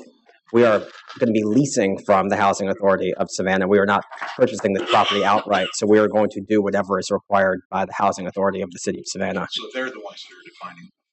Yes, sir. Mr. Branch. Is this going to be public housing, affordable housing, or mixture of public and affordable? And I mean, and I guess what you're asking is it going to be Section 8 versus low-income housing tax credits? I want to stir the question back into, this is a density issue. This is it. This is just a density issue. Let's focus on that issue. I mean, I want to know whether this is going to be a housing authority, public housing project, or is it going to be affordable housing, like a private development? It might be on land that has a deed of trust with the housing authority. What I'm trying to ask is it going to be public or private? And I can let the housing authority speak to that, but it's also my understanding that not all. If I may, we're here to determine density. Well, I don't wish to hear from the housing authority. To me, it matters about whether it's going to be. I have some speaker cards that may add to this discussion. Well, I believe this is a very pertinent issue to know whether it's going to be public housing, private affordable housing, and because density in public and affordable housing is a critical issue. There's been studies across the country on this. There's been, in the 70s, we looked and we thought it was the best thing to be the most dense we could to provide as much options for people as possible. But since then, we've gone away from that into less density. So I think this is a very important issue. And while the chair acknowledges your statement, and I certainly have been an advocate of affordable housing, I am also a person who does not believe in having density with affordable housing. I do not believe that. But at the same time, we're simply here on one issue. This might not even be an affordable housing project. It might be something altogether different. As the executive director noted, the land might get sold to someone else. Having said that, I'm going to open this part up to the public hearing. Ms. Arthur Mae Joyner, please. If you would step forward, state your name for the record.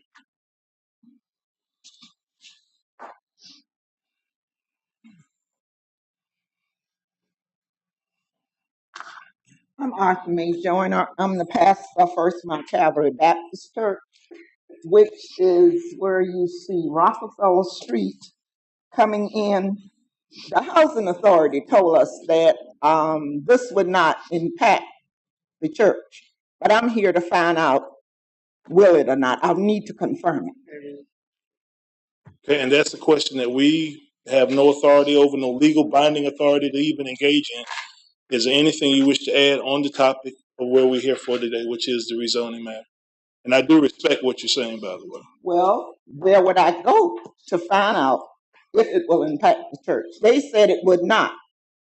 But we are left here, Mount Zion, Young Zion, and First Mount Calvary. We are down on the sand, and they're going to build projects around us. All right. Are they going to come in and say we have to move? We need to know. No, ma'am. That's not what's before us today. Well, when will it be before? I have no idea even it will come before us today. The matter is just whether or not we're going to. I should go to. No, ma'am. I do not know. All we are hearing today is a density matter, whether we're going to have R25, R40, or somewhere in between. But no, ma'am, I do not know. So you all don't know if they are going to come in and say, your churches have to move. That does not come Nobody from this knows. board. But you don't know who I should go to. No, to find this no. out.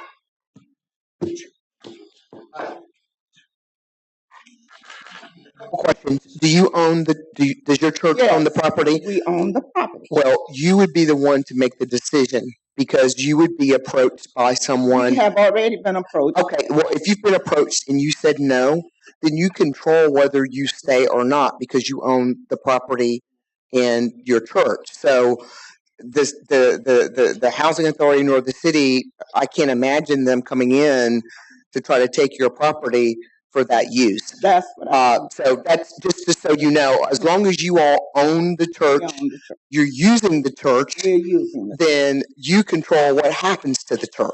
Okay? This is only about whether the density goes, and you've got R4 or it's a bunch of different densities around there, Okay. whether that is increased so that you have more. So that's it. Hopefully that answers your question. Thank you. Okay, thank you. I have a speaker card. Thank you, Ms. Joyner. I have a speaker card for Mr. Johnson. If you would, sir, step forward and state your name. This is the matter that you wanted to talk on. Mr. Larry Johnson. What I want to ask you about was is in the same area where she's at now. Okay, I'm in Young Zion. So what we're mainly trying to find out, when we already find it, nobody can come in and just take the church, make us move the church. Okay, that's a good thing. Our thing is now when this project is going on, what do we do about parking for those for the congregation that comes to the sanctuary? Is that going to be put in an area where it can be close to the sanctuary, or it's going to be moved away? How do we go about it? Where do they park now? Where do they park now? That's one of the questions I'm hearing. Well, we on the curb, and wherever we can get a parking spot. We need parking area and for the sanctuary. I could respond to that. A couple issues here. One is whether or not you are providing off-street parking for your the goers of your church. But whenever a site plan comes in, and right now a site plan is not being discussed, but at the time that a site plan comes in, the developers will be obligated to provide parking for the residents of this development.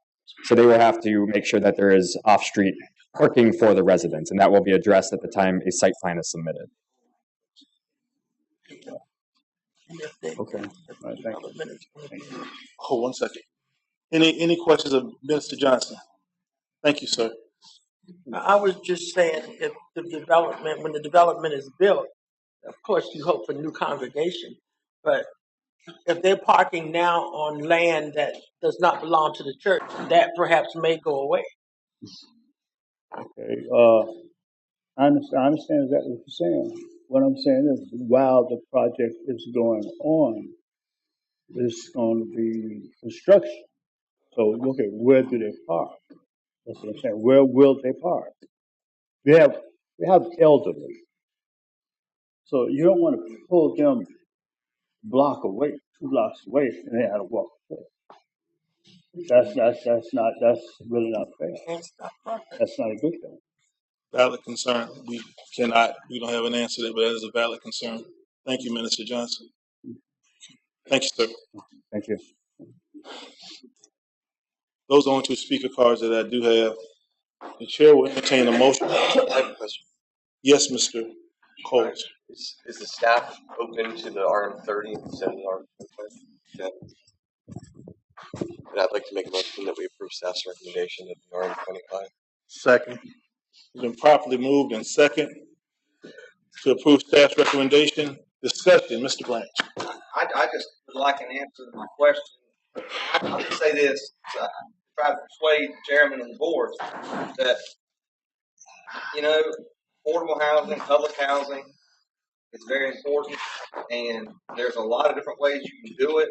You've got what I call mixed use, where you take public land, this is what this is, and you have mixed development, you have market rate, you have affordable, you have public. We're not being told at all. Nobody on this board, I believe, knows exactly what's being planned, and yet we're just willing to give them some sort of density. And so I would like us to get an idea of what's being planned. There might be an exchange we can make where we give them more density, but maybe they can put a market component to it. I think that there's a lot of studies out there where public housing has been converted into mixed use type developments, where you've got mixed market, public, private, affordable housing. That is a lot better than just very dense urban public housing or affordable housing. And so I would just like us to get a little more information before we vote on this and move forward. Well, I just would like to know a little bit. I mean, I don't know anything. Does anybody else know? Ms. Milton. From the conversation the petitioner delivered, there is, and staff, there is corroboration between the housing authority and with the developer. Is that correct? Is there any Ms. Wilson or Mr. Latson? I just wanted to, Mr. Chairman, maybe clear one thing up. I think we're maybe having two different conversations. Mm-hmm. One is about whether or not the proposed development that will come at some point if this gets rezoned is a mixed income development. Mm-hmm. I think the other piece is that Matt talked about is the fact that the housing authority as a public agency is partnering with a private agency to develop the property. So those are the two things that are happening. We haven't had a breakdown really from the applicant as to what the mix of the residences will be in terms of their relationship to income, but that would be something that we'd have to get from the housing authority And that's or the applicant. If I could add to that, one reason why staff is supportive of the RM25 over the RM40 is exactly the point you brought up, is that they haven't submitted a general development plan. They're not tying a plan to the site. So if they tied, this 56 units, staff would have another discussion with them regarding maybe allowing more density, but that's not the case.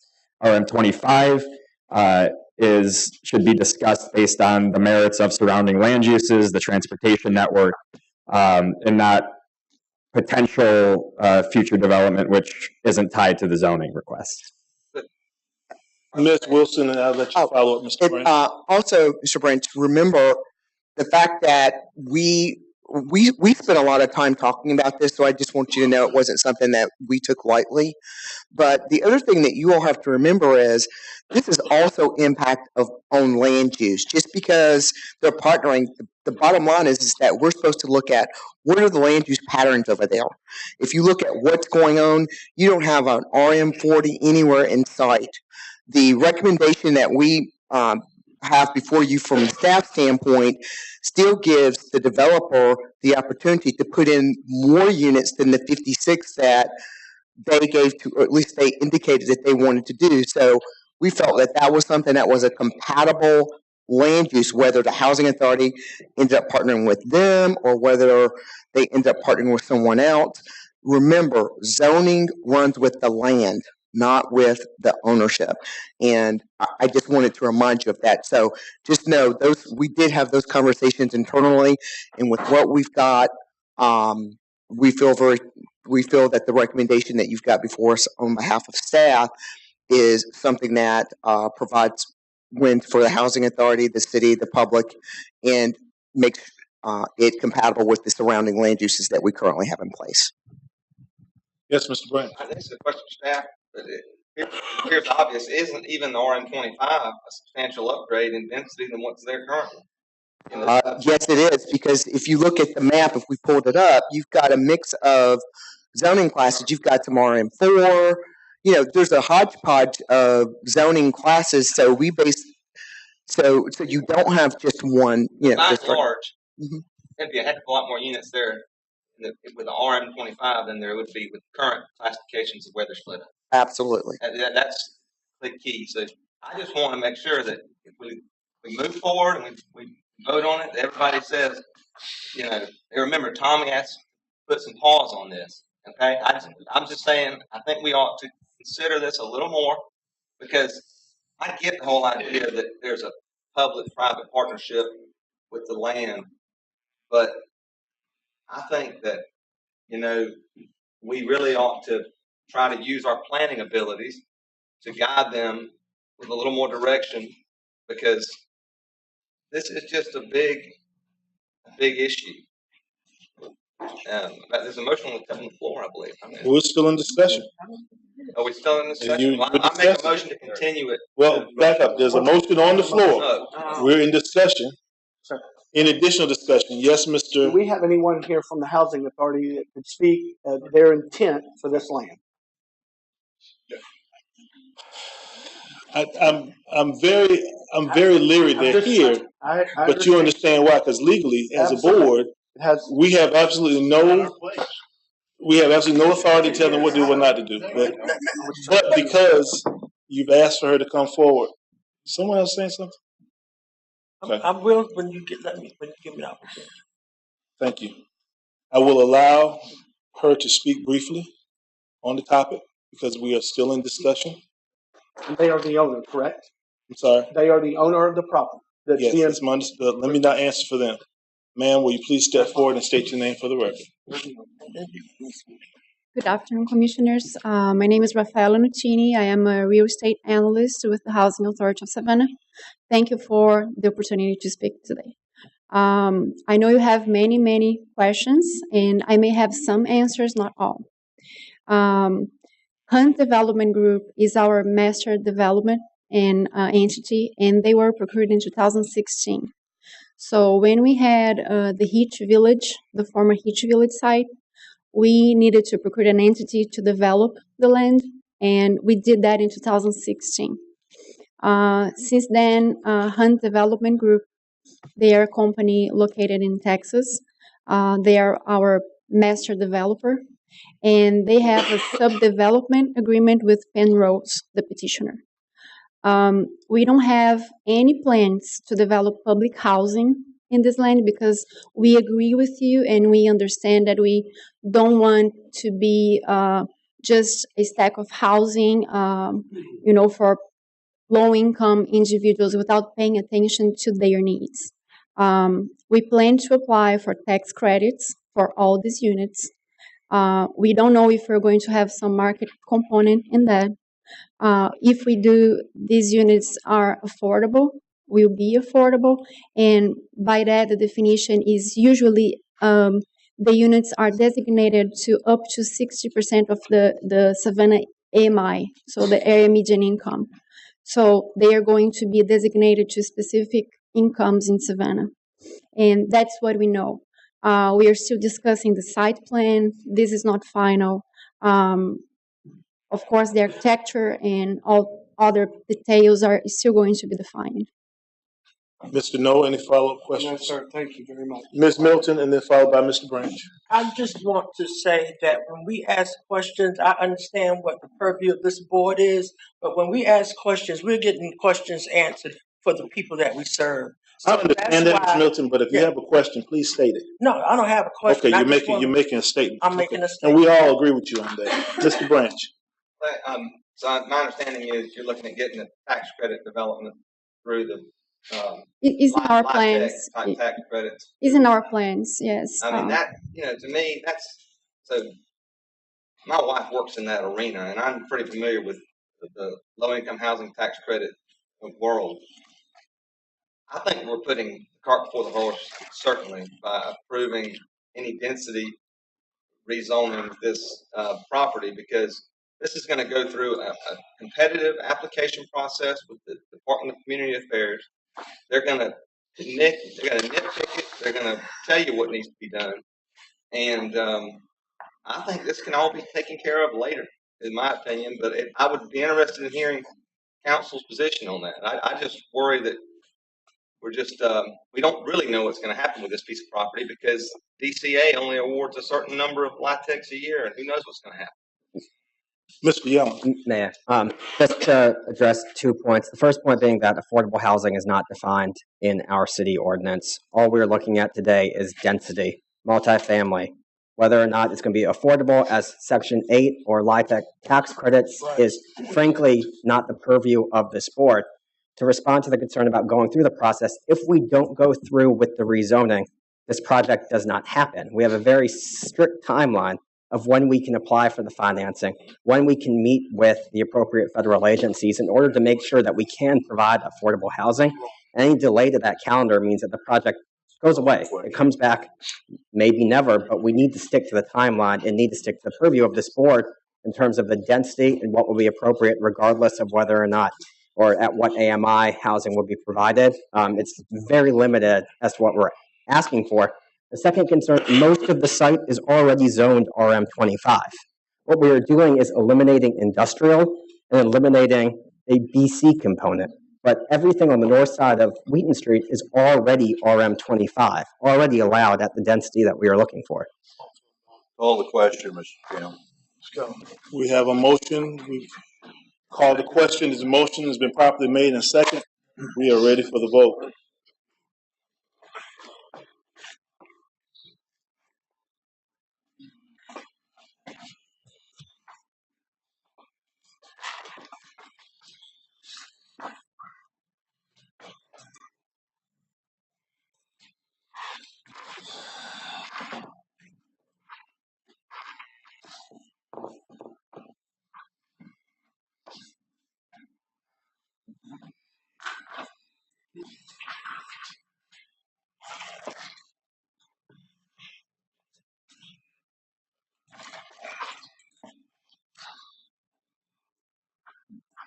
Motion carries.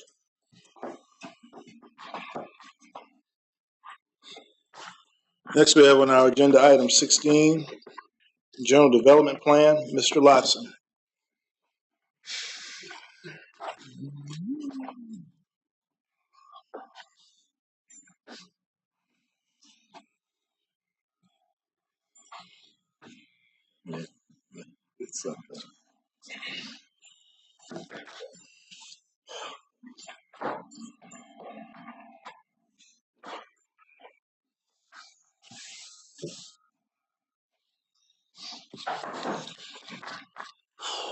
Mr. Chairman, members of the commission, this is an item related to property at 1932 East Montgomery Crossroads. Subject property is approximately 2 acres in size, and previously the petitioner was before you with a request to rezone this property from the PRM 25 classification to the neighborhood business classification. That zoning has gone forward to the mayor and aldermen with the recommendation of approval. That recommendation included a condition that the site plan for this development be brought back to the planning commission. The property is located on the north side of East Montgomery Crossroads at 1932, the northeast corner of the intersection of East Montgomery Crossroads and Varnado Drive. This is the subject property as it exists today. This is Montgomery Crossroads to the south, Varnado Drive, which bisects the Walmart Sam's Club development on the south side of Montgomery Crossroads. That property is currently developed with multifamily residential housing that was built in 1987. The applicant intends to, with the rezoning that's before the mayor and aldermen, develop a commercial development on this property. The nature of the proposed development is in a couple of stages. The westernmost site, which is a little over 1 acre in size, is designed to accommodate a approximately 4,900 square foot convenience store and fueling station. And the easternmost site, which is a little under 1 acre in size, is designed to accommodate a approximately 6,300 square foot multi-tenant retail building. In review of the development standards for a general development plan, the petitioner is meeting the required parking. The required parking for the uses that are proposed is 58 spaces. They're providing 75 spaces. They do meet their setbacks that are required both from East Montgomery Crossroads, Varnado Street, and the properties that abut the subject property. they meet their required green space as well.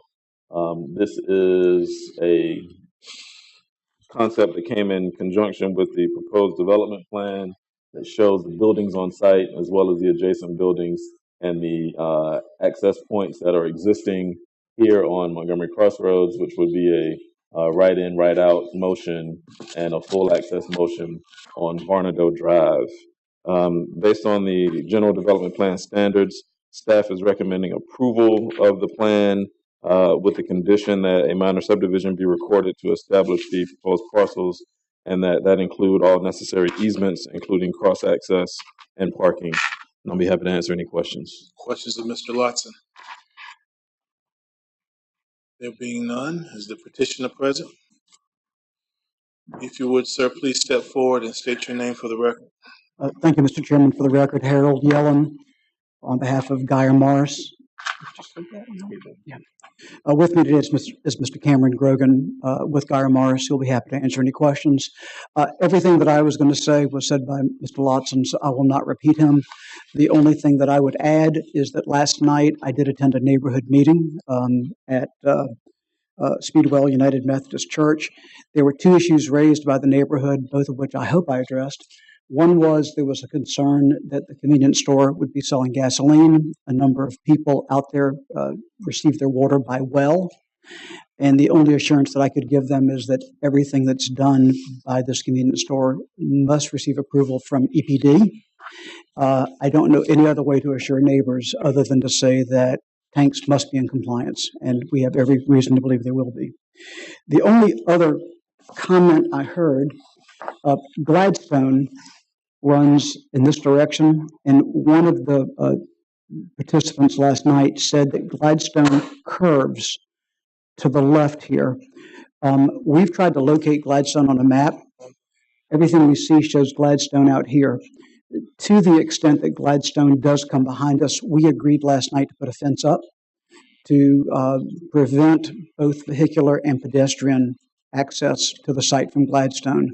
We'll have to get a survey and mark it off, but I don't think Gladstone goes that far. But if it does, we will take care of it. Lastly, there is a staff recommendation for approval. There were two conditions. One, that we record a minor subdivision. We agree with that. Second, that we record easements between the two properties, and we agree with that as well. With that, we're happy to answer any questions y'all may have, but we certainly do request approval of staff recommendation. Any questions of Mr. Yellen? There being none, thank you, sir. I do have a speaker card from Mr. Norman Luton Jr. If you would, sir, please step forward and state your name for the record. You have 3 minutes, sir. Can I get 5? Can I get 5, please? Great. Good afternoon. We did meet with Mr. Yellen yesterday evening, and we had a discussion with him. I would like to say that our only objection to the site plan was the fueling station, and our reason for that is because there are 2 big fueling stations already in location. You have Chatham County, which abuts the property. They have a fueling station. You have Sam's fueling station right across the street. Those fueling stations are standalone, just about. They got adequate setbacks. That particular property, it may be 2 acres, but they don't have the setback with those fueling pumps to adequately provide the appropriate amount of adequate runoff that will help that discharge. Now, some of that drainage system is connected to the drainage system that discharges out at the river. You're talking about some problems with all that discharge, all that runoff. Plus, you have the patrons in that quadrant. You got the Walmart, you got Sam's, you got a bunch of people coming in there. You got a bunch of autos and everything. Now, I did some research, and fueling stations are a kind of like a complicated thing. if they're not appropriately monitored and maintenance. Some people, let that discharge, stay right on the concrete. But you have some people that break down that discharge by pressure washing it off so it can dissolve into the drainage system and cause less harm on the ecosystem, especially the marshes and stuff like that. So I am asking the staff, the board, to put a restriction on that fueling station. I know Parkers is in there. Everybody like Parkers and stuff like that. But you have to understand, you've got 2 existing fueling stations already. They're standalone. They have adequate amount of breathing space, to circulate all those fumes being emitted by those pumps. Plus, you got the congestion of all those autos coming up in there. Air quality, soil quality, groundwater quality, everything is compromised. So I'm asking the board, the site plan for the other vendors or occupants, restaurants are fine. Fueling station, we ask the board to restrict that. Thank you, sir. Any questions of Mr. Luton? Yes, Mr. Manigault. Mr. Luton, before you leave, you have a question. Sir, Yes, sir. are you concerned that they may not meet the standard to have a station there? Yes, I'm saying that they don't have the adequate setback. I mean, the other fueling stations are almost like standalone, except for Chatham County. Chatham County is almost close. I walk by there every morning, and I saw that with Chatham County has appropriate slope on their drainage. They have adequate space, for the autos to get in and out. This area doesn't have that. They don't have the area, for autos to kind of get in and out of there like appropriately. Now they said they do. They said they have the amount of space going in there, but if you visualize the area, it's a big congestion with this particular development, and I don't think it'll be a good fit for like a fueling station in that particular shopping center. Well, Now, I'll tell you what I'll do, sir. I'll ask the gentleman standing up right behind you. He'll be up in a moment if they meet the standards. Okay? okay, Because there are standards. okay, there are standards, and what you have to understand is that you want the appropriate drainage to handle all that discharge. Yes, sir. You don't want all those emollients and all that oil and you also have the condensation from the climate control system, the cars and stuff like that. All that combined, getting into our soil, stuff that doesn't get in the drainage system. Please consider. Thank you. Mr. Yellen? Yes, sir. It is true that the convenience store that will be here will be a Parker's, and Parker's does pride itself on its technology and its efficiency and its landscaping, among other things. If it did not think that it could go here and meet all standards, it would not come here. If it fails to meet EPD standards, it will not go here. If it can't meet MPC standards and City of Savannah standards, it cannot go here. They've done their homework, they've done their research, and they're very comfortable with the site. I've also just went to their website. They have 54 stores in Georgia and South Carolina, and I'm not aware of any of the problems which were complained of today by Mr. Luton. Well, my question to you, sir, is they're concerned about meeting certain standards. Are you saying up front that the standards have already been met in order to do this production? Well, yes, sir. That's why we brought our site plan back to you. What is before you is a general development plan, which we promised we would do. After you approve this, if we are fortunate and you approve it, we come back with a specific development plan, which will include all of the normal calculations and engineering calculations that go with a specific development plan, Those will come back to MPC staff.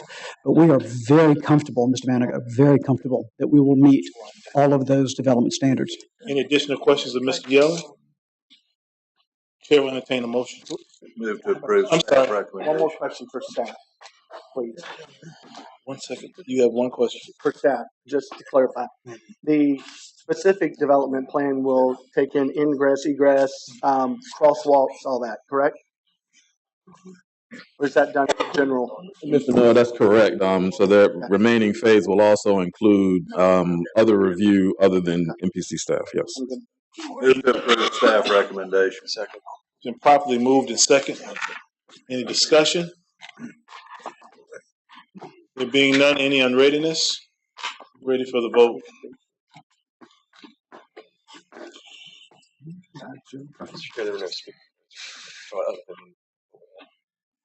No.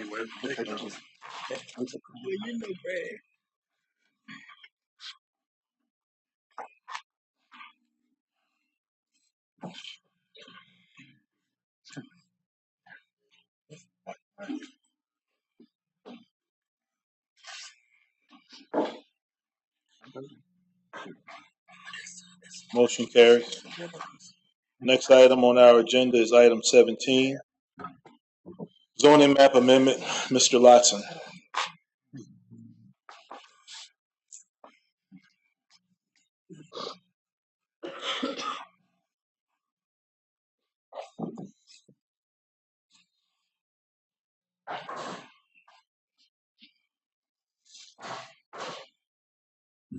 Mr. Chairman, members of the commission, this is a rezoning map amendment request for property identified as 61 Graham Street.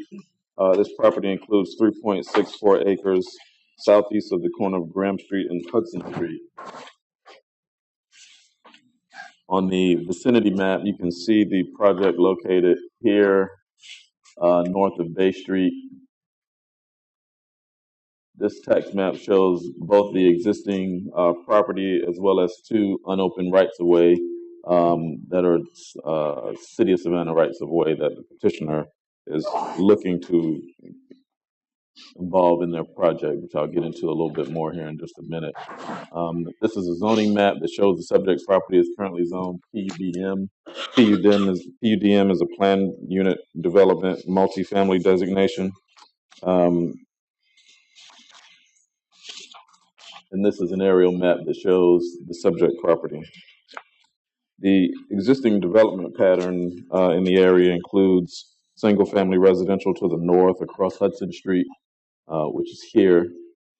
It also includes the Hudson Hill Park, which is a community recreational facility owned by the City of Savannah, located here. This is Bay Street along here, and you can see the development is buffered from Bay Street by some existing commercial uses.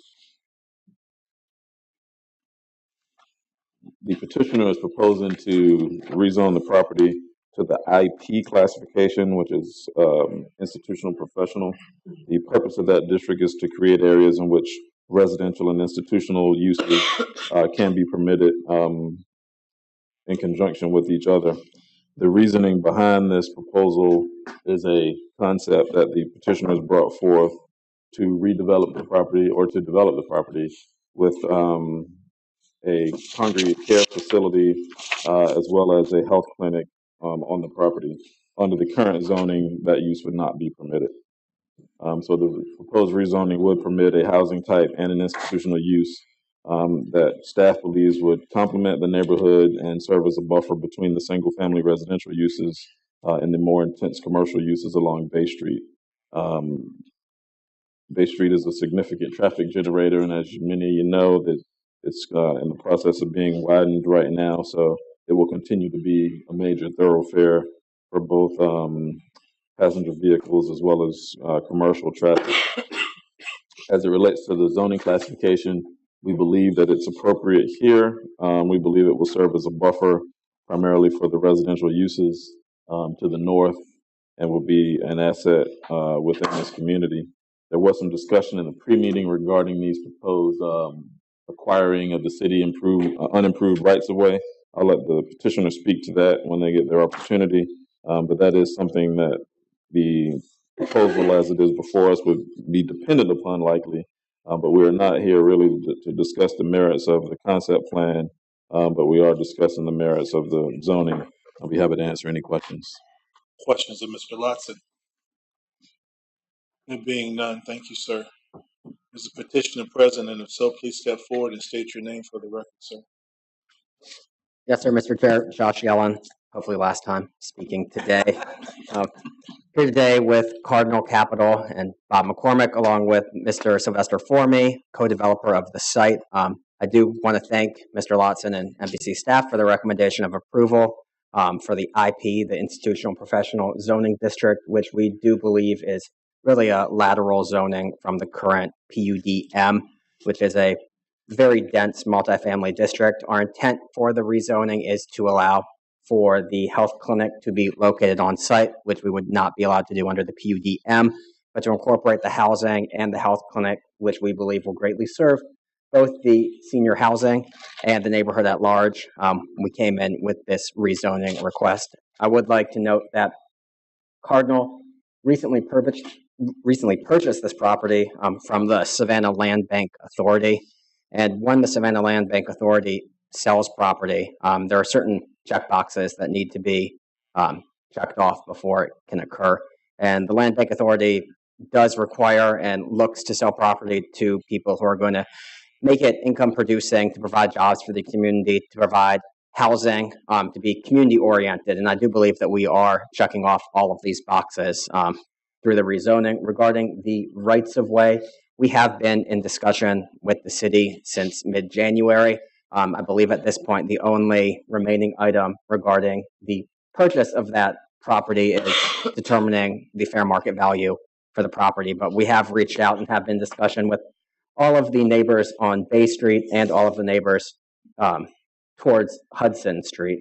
And to that end, although this is conceptual, it was very much designed in keeping with the neighborhood to move the uses closer towards Bay Street and to provide as wide a buffer as possible with the adjacent single-family homes. And that's one of the main reasons why we are seeking to acquire that surplus property, the unimproved rights of way from the city, so that we can increase the buffer, increase the distance, and be a better neighbor for the community. And once again, we do respectfully request that you agree with the staff recommendation and approve to recommend the rezoning to the IP district. And I'm happy to answer any questions that you may have. Questions of Mr. Yellen? There being none, thank you, Mr. Yellen. Thank you. I do have a speaker card. Ms. Bernetta Lanier, please. If you would, please step forward. State your name for the record, please. And Good afternoon, ladies and gentlemen. My name is Bernetta Lanier, and I am the president of the Hudson Hill Community Organization, a fourth generation resident. And our residents and our planning committee have been working for 15 years to ward off this such type project. We know that the growth was coming, so we created our planning committee, and in 2004, we worked with MPC and city staff on a planning exercise with the charrettes, with many neighbors, 50, 60 some neighbors. We worked for a couple of years. And in the end, the plan was not implemented, but we ended up with a very nice draft. So we started the process over again in 2008. Again, we did the charrettes with our partners, and we ended up with a very nice draft. It was never implemented. We started it again in 2012. Again, we ended up with a very nice draft, and it was never implemented. So we started the process again in 2017. And to this date, this is the current draft. We have another draft that we're waiting and pushing and working with staff for this to be implemented. In each of these drafts, it was agreed upon with our stakeholder partners, including this agency, that we would not allow any more industrial commercial intrusion into our community.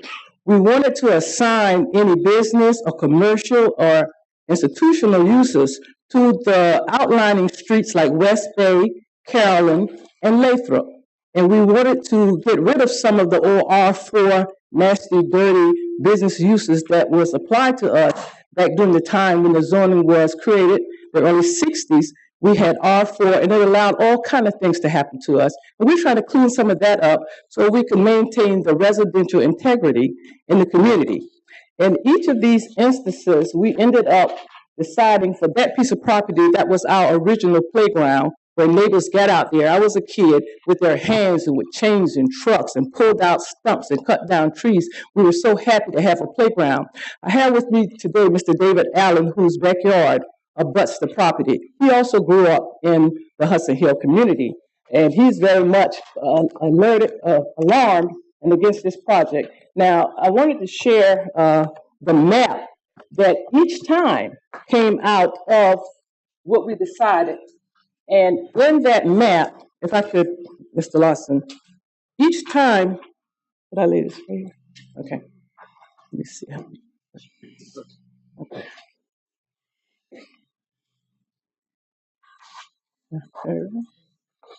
Each time we did one of those planning exercises, and this is the property in question here, we decided that we were going to try to convert that property to single-family housing to be compatible with the rest of the community.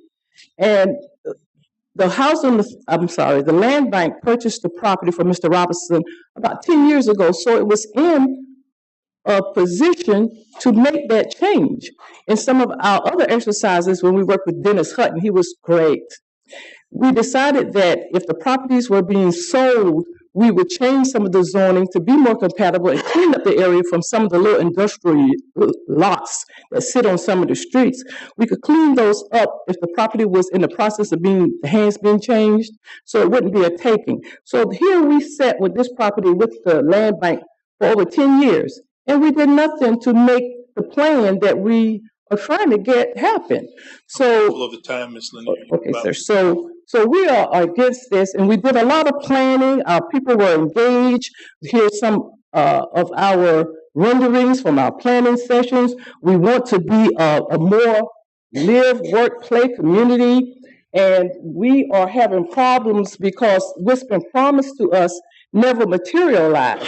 And this would be a negative impact on Graham Street. We have hundreds of parents out there during football season, and it's a problem for the residents to get in and out. It's very tight in there. It's constricted. It's congested. And this is only going to add to that. And we wanted to keep the businesses on the outskirts of our community.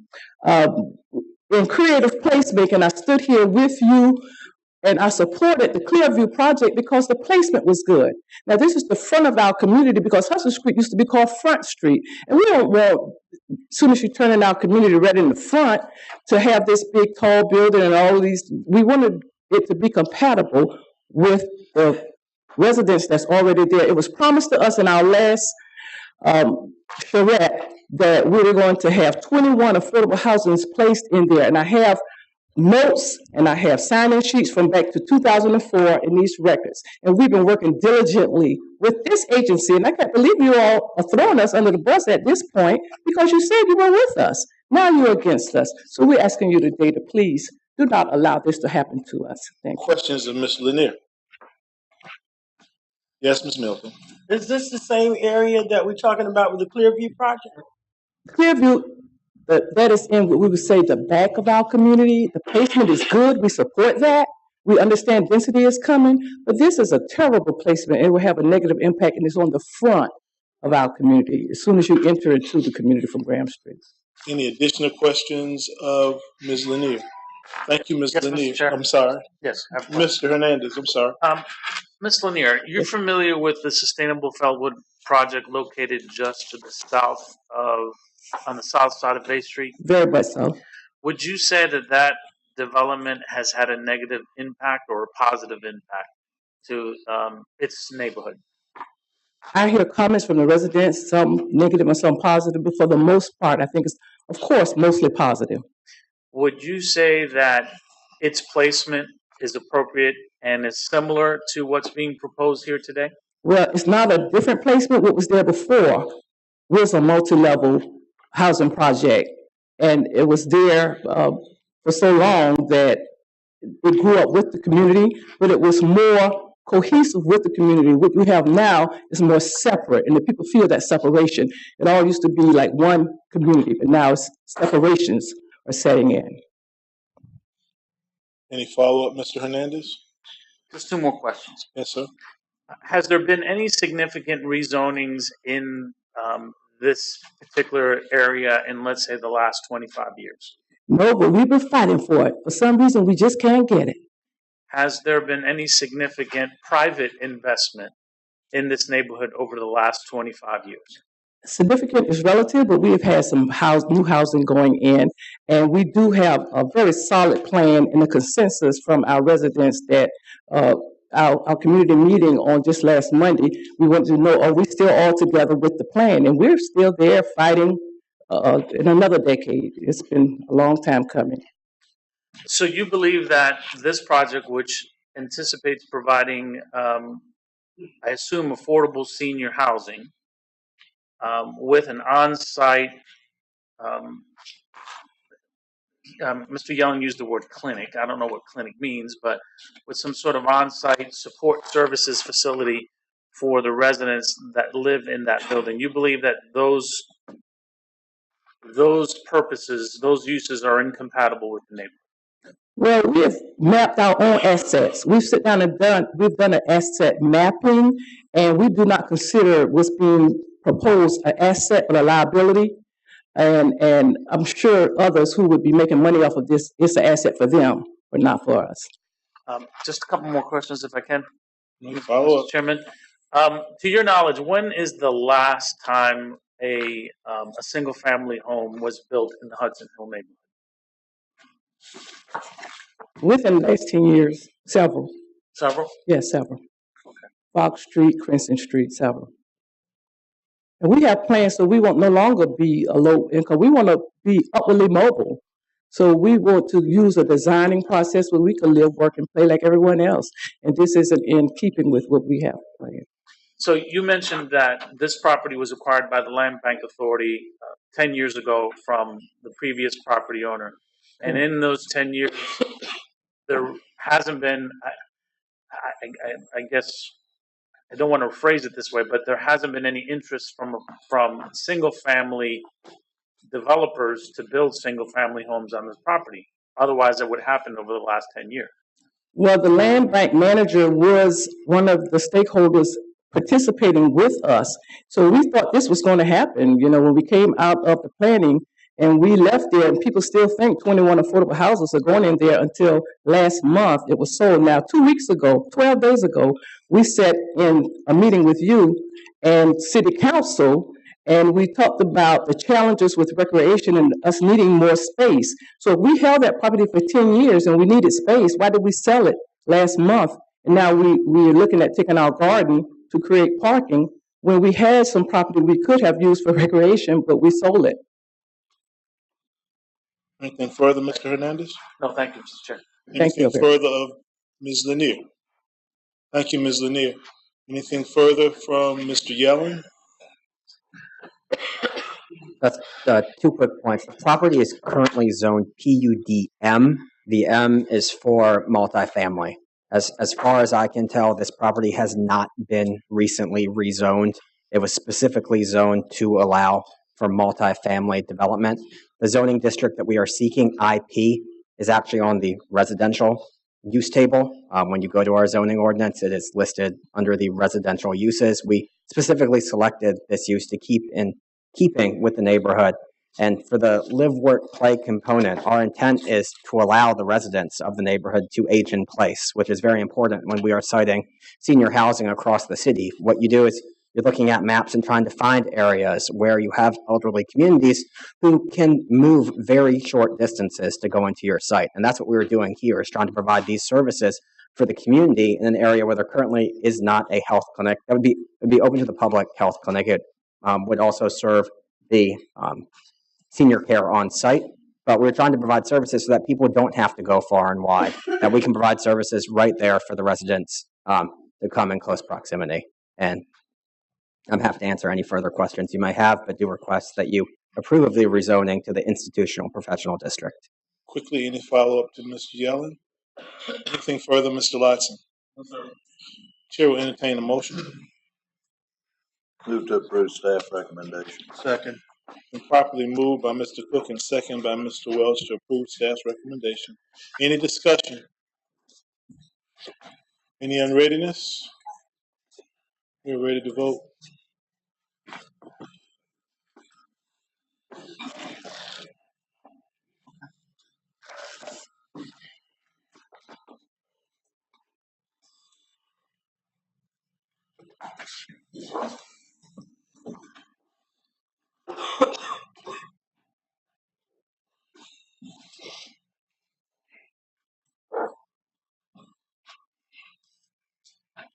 Item passes. Motion carries. Item 18, rezoning map amendment 2007 Alaska Street. Mr. Williams.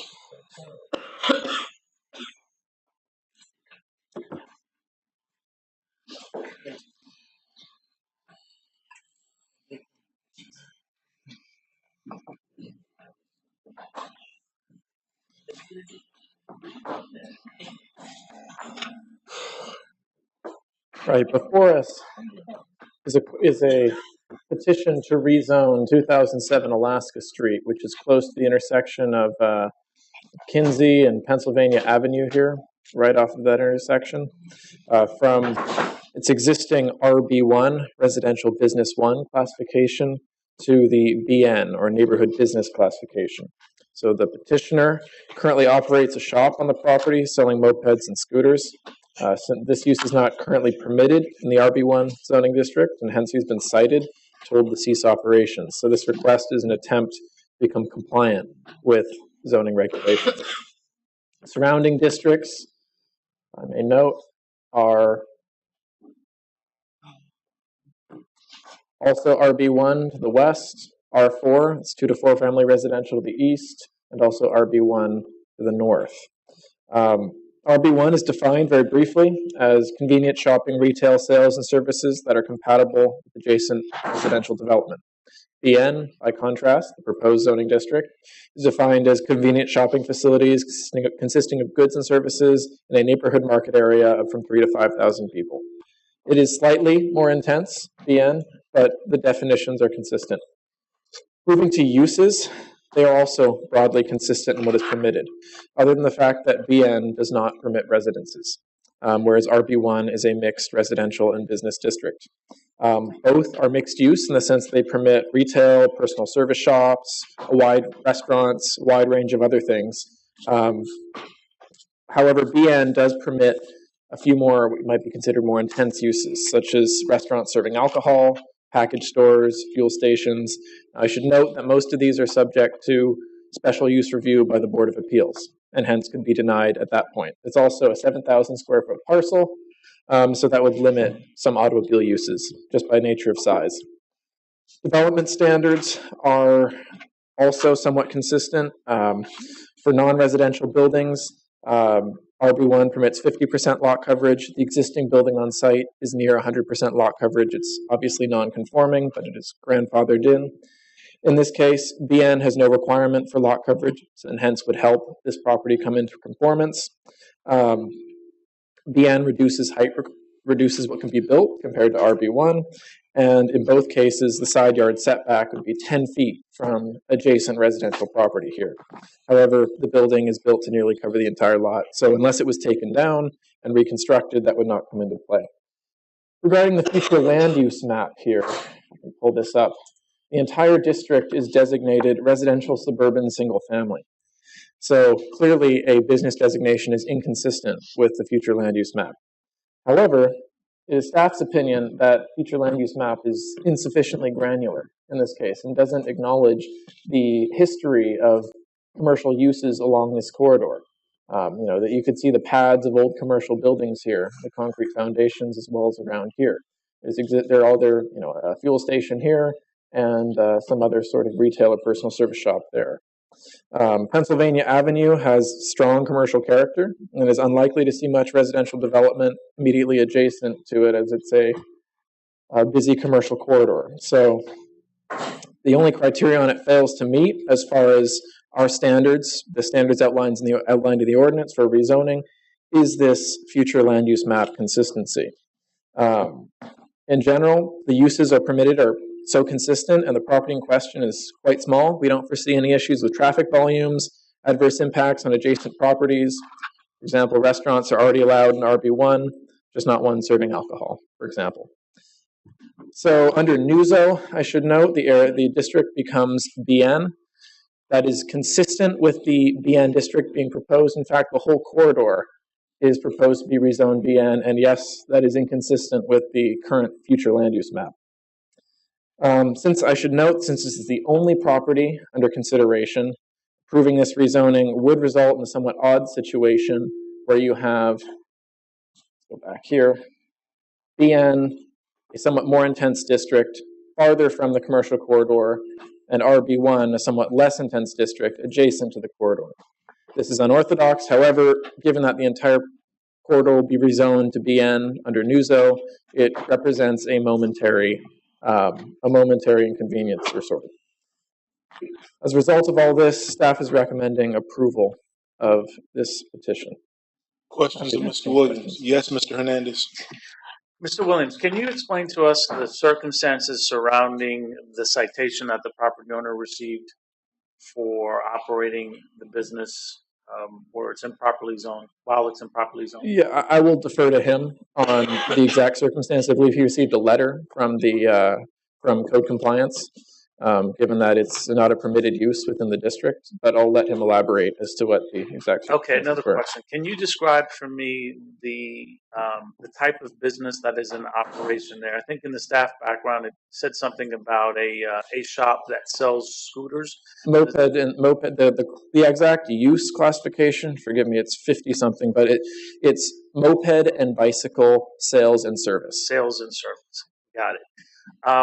Let's take NUZO off of the table for a moment, okay? Because I know we keep referring to it, but at this point it's hypothetical. We don't know what's going to happen with NUZO. I just want to point out, because you made a point of informing us that Pennsylvania Avenue itself has developed over time with a lot of commercial uses fronting Pennsylvania Avenue. Correct? You did Correct, make that yes. statement. And this particular property does not front Pennsylvania, but rather fronts Alaska Street, which has, according to the zoning map, primarily residential uses on Alaska Street. Would you agree with that? I do. But you don't know if the complaint that code enforcement received was as a result of complaints filed by the neighborhood with regard to the type of activity that was taking place at this location. I don't know the circumstances of the citation. I should note that the extension of commercial uses along the corridor is not just fronting. I mean, clearly these commercial these pads here that you see were also once commercial use. Right. So it's somebody would have to come in and replat and combine all those properties in order to make it a viable commercial. Depending on the scale of the use desired, yes. Okay. Thank you, Mr. Williams. Thank you. Any further questions of Mr. Williams? Is the petitioner present, Mr. Cribbs? If you would, sir, please step forward and state your name for the record. Yes, my name is Thomas Cribbs.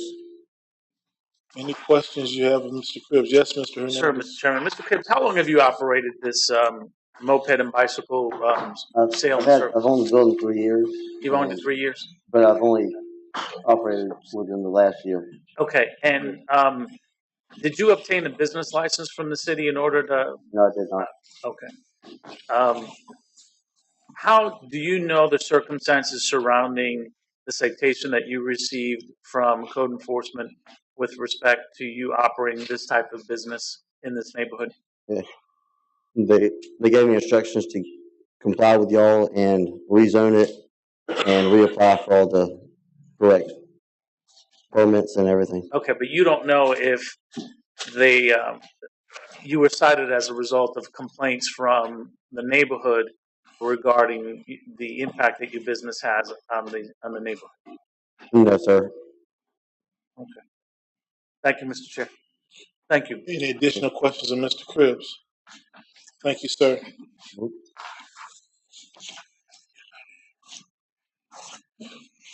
Chair will entertain a motion.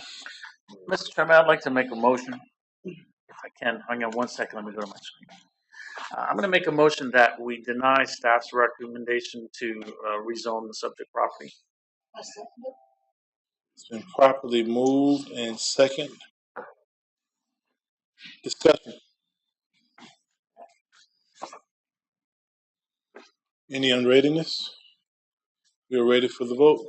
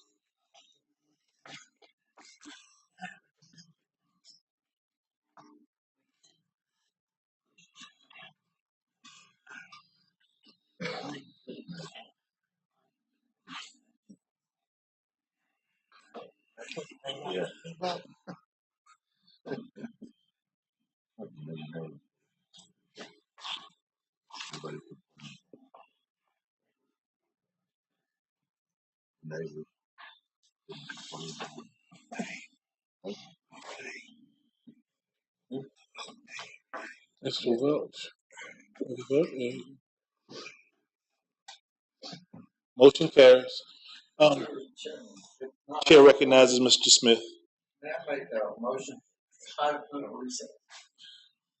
We have been at it for about 3 hours, almost 4 hours now. Board approval. All in favor of the 5-minute recess? Very quickly. Aye. All opposed? Okay, we stay in a recess for 5 minutes. It's been 3 minutes behind schedule. We are back in session. Thank you, Chair. Thank you for the suggestion, Mr. Smith. Next on our agenda is item 19, rezoning map amendment, Mr. Williams. The last time you will see me today, be assured. So this request is a rezoning of two parcels, 719, 719 East Broad Street. Let me pull up the agenda here. Where did that go?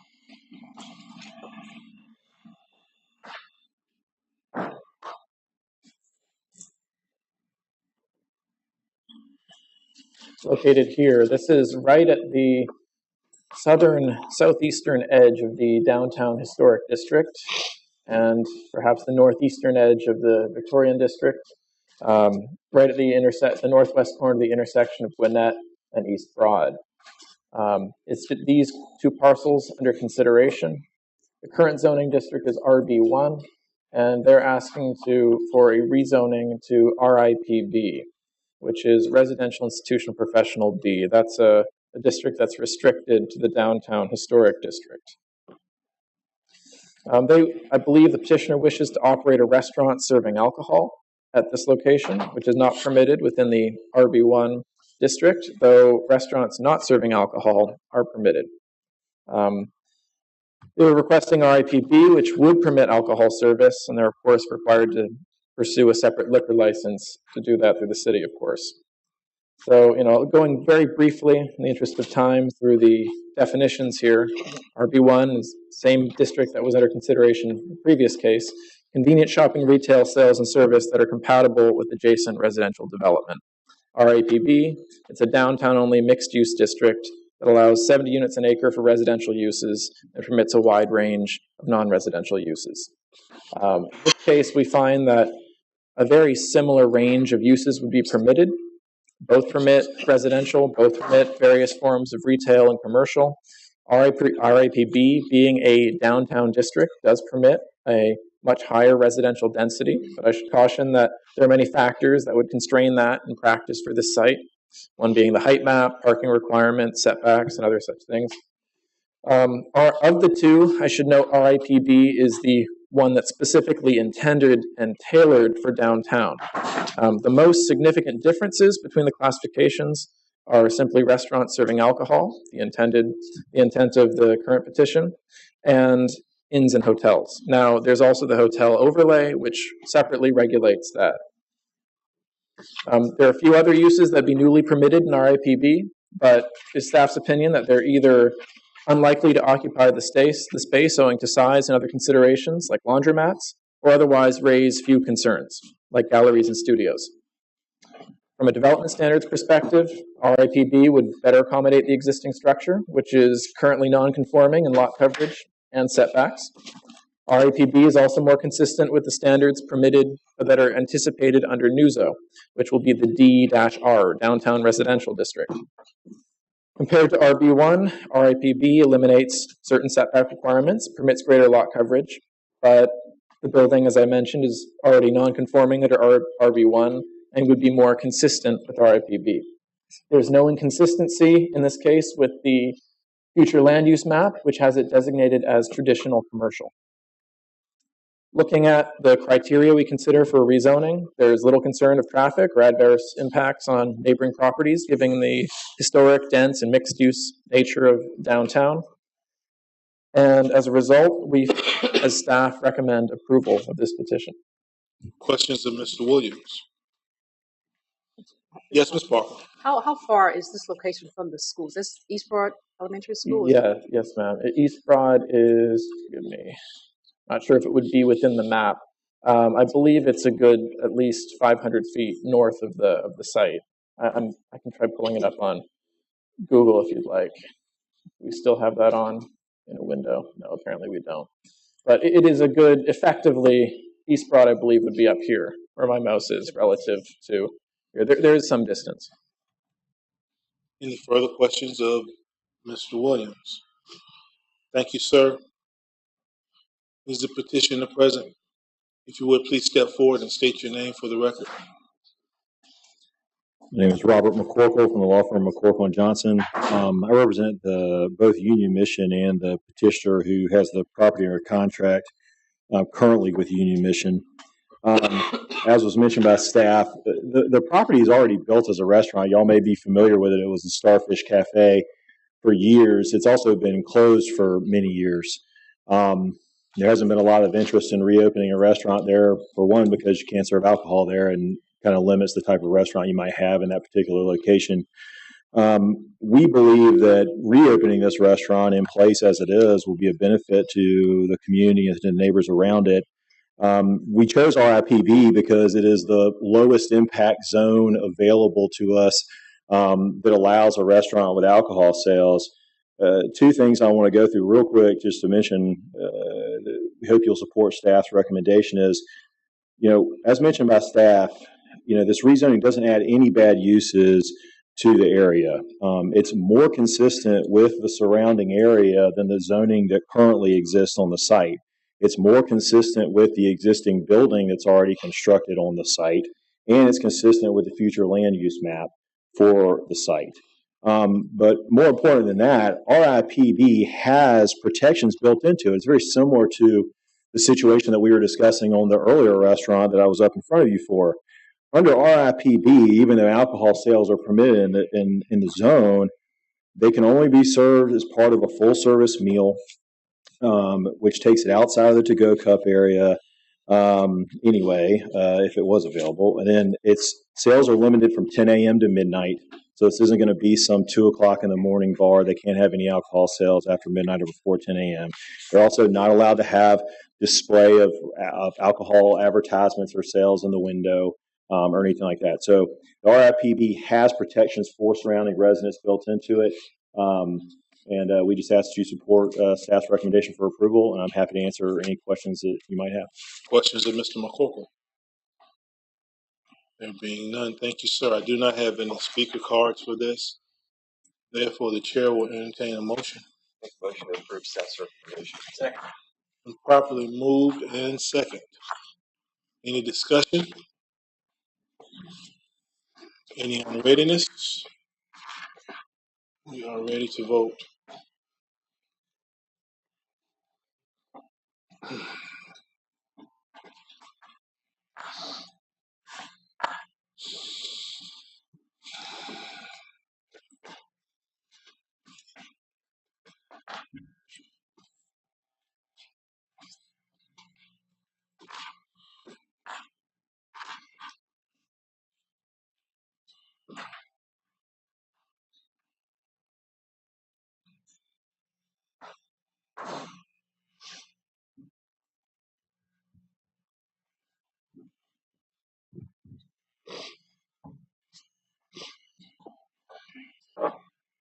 We've lost both Mr. Cook and Mr. Welch.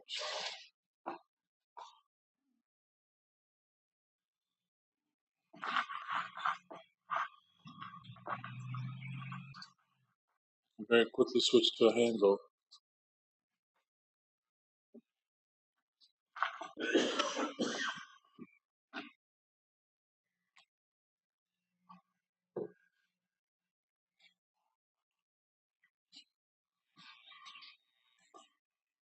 You want me to vote for them?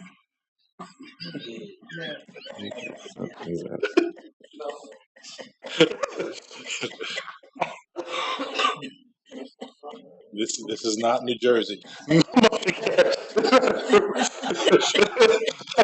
Motion carries. Item number 20, zoning map amendment, Mr. Lott.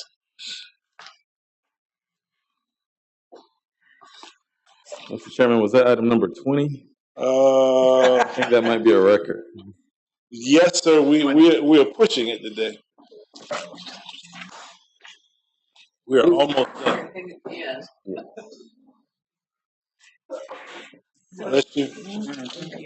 The petition before you at this time is regarding property at 108 East Duran Avenue. The petitioner, Mrs. Brown, is requesting to rezone a parcel located on the north side of East Duran, approximately 200 feet east of Abercorn Street.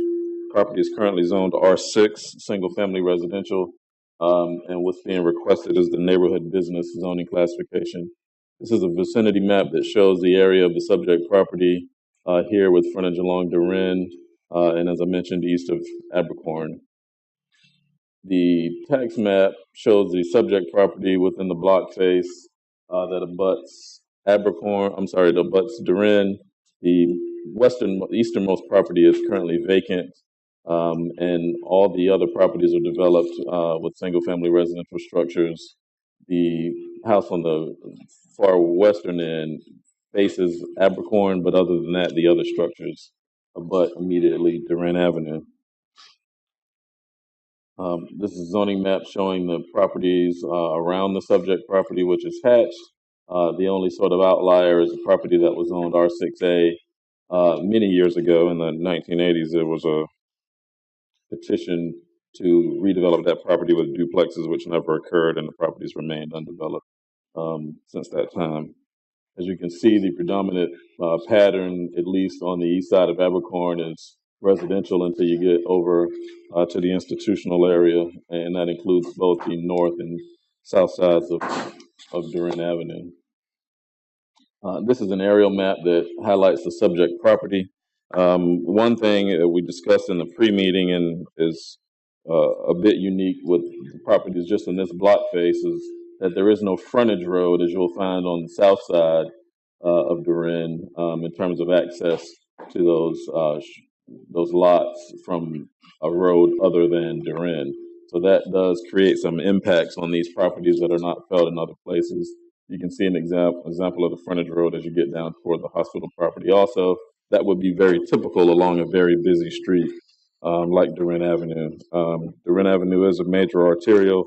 It carries approximately 35,000 vehicle trips per day in this portion of it, and that has, we believe, had impacts on the developable nature of some of these properties. One of these properties has operated as a daycare in the past. We're not 100% sure the current situation of every property within that block, and that'll become important in some of the discussion we have here in just a minute. As I mentioned, the petitioner is requesting the neighborhood business zoning classification. She would like to establish a business within the existing structure on that property. The property for an R6 property is larger than normal. 6,000 square feet is required for a property within the R6 zoning classification. That property is over 12,000 square feet. It does have lane access on the rear, as you can see, where it backs up to other single-family residential properties. With that said, as it relates to the zoning request, staff did, this is a very difficult scenario because you've got several houses that, in terms of their future, it's unknown just because of the impact of Duran Avenue. However, rezoning one of these parcels to a business classification could certainly cause a negative impact on other properties, both on the south side of the lane as well as the north side of the lane, particularly if it's used for access for a commercial business. With that, staff is not recommending approval of the change to that property to a BN designation. We would, however, as I mentioned in the pre-meeting, support continuing this petition so that the applicant may have the opportunity to discuss a more comprehensive rezoning with the other property owners here. It's a little difficult to say what that might mean right now, not knowing what the other properties owners' intents might be for their properties. They may intend to continue to use them as residences. They may look for other opportunities. So that's where we are as staff. That's our recommendation today, and I'll be happy to answer any questions. Questions of Mr. Latson? Yes, Ms. Parker. Mr. Lawson, the daycare that's on Duran, it looks like it's more of a commercial daycare, not just a standard in-house daycare, at-home daycare. How is it zoned? It's also zoned residential. Daycares are a permitted use within a residential zoning classification with certain conditions, but it is a permitted use as a daycare in that zoning district. Any other questions of Mr. Latson? Thank you, sir. Is the petitioner present? If you would, ma'am, please step forward and state your name for the record.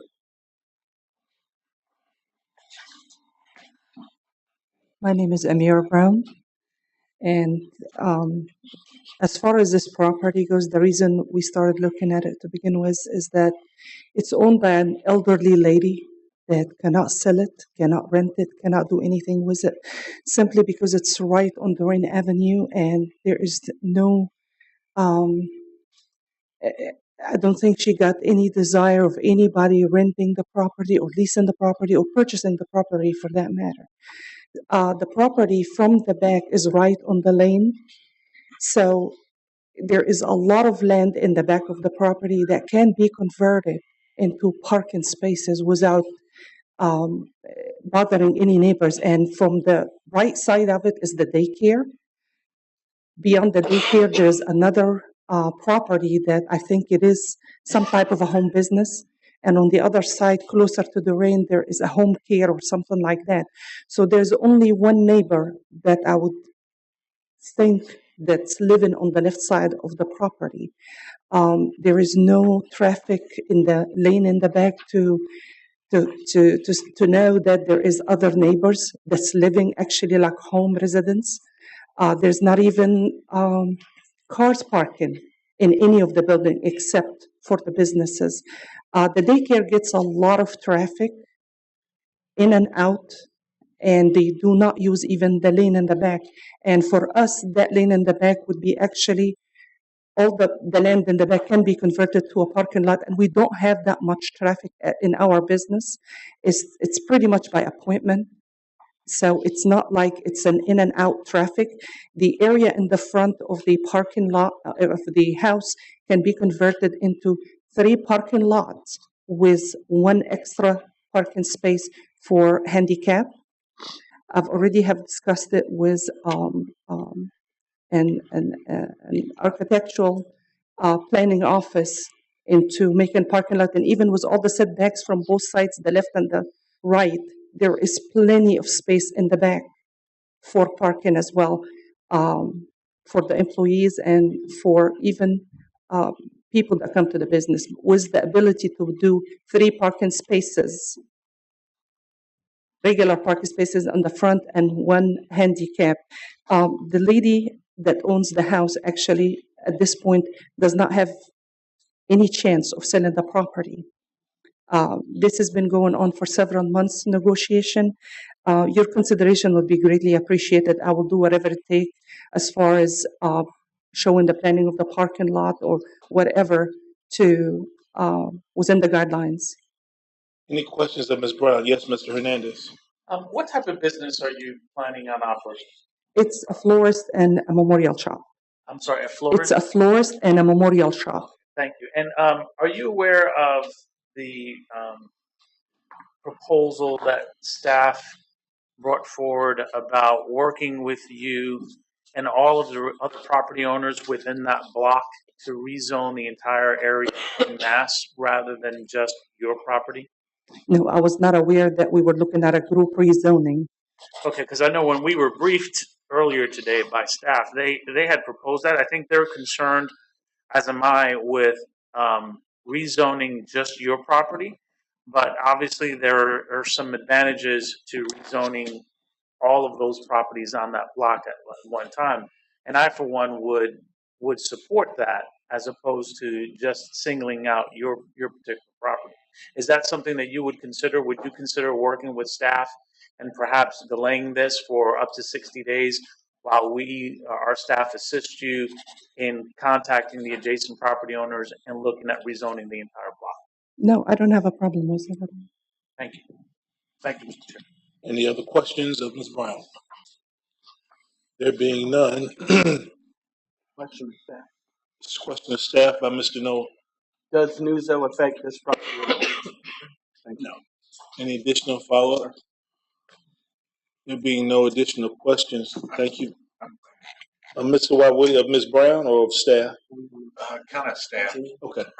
If this was proposed and done with staff denial and therefore not approved, what are the consequences to her and future in rezoning?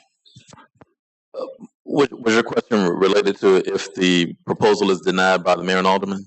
If the proposal is denied here and denied by the mayor and alderman, what are the consequences of her reapplying for rezoning? The consequences regarding the particular property, if it's denied by the mayor and alderman, is that they could not seek the same rezoning for 1 year after the denial. Yes, Mr. Are Noel. we able to continue this so that the petitioner can get with the neighbors and not have that ill effect on That the is property? within this board's purview, yes, sir. I will make that motion if it's in order. Can you state the amount of time here?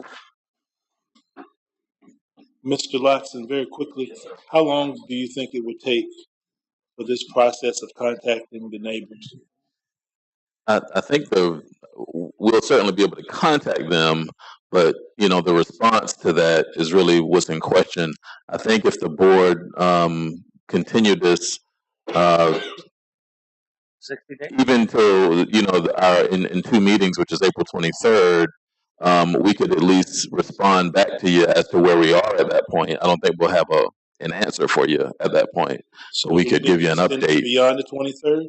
Sir? Days, yeah. I think we need to extend this beyond the 23rd then, so we can. No, I think we can extend it to the 23rd for the point of staff reporting back to the commission as to where we are in the process. Well, I would like to give a definitive, if we can. Okay. If possible. Yeah, I don't know what that means. At least an approval or denial based on. Okay. All right. Okay. Would you wish to withdraw your motion? Well, I would just amend it to say the 60 days closest to that meeting. So what is it? Whatever. May 7th. May 2nd. 7th. 7th. May 7th. A motion is on the table. It is properly second. Ms. Jarrett, discussion. I just have a concern about the traffic here. That is such a busy road, and the access to those houses is a critical factor. Having people come in and out off the Durin is just, yeah, you'd have to use the lane, and you might have to make the lane go through that vacant parcel if you can. But Ms. Wilson, you have something you wish to add to this discussion? As we look at the combination, we will also look at access. It probably would be that there's some type of shared driveway condition so that you don't end up with a bunch of cuts. And we are looking at what the actual date is. It's either going to be May 7th? It's going to be May 14th. May 14th. Yes, sir. All right. I made my second. Yeah, it was Mr. Coles. I was correct. Any further discussion? Any unreadiness? We're ready to take the vote. Motion on the table to continue this matter until May, what's the date? 14th. May 14th, 2019. 2019. Thank you, sir. Don't want y'all to have too much in the meeting.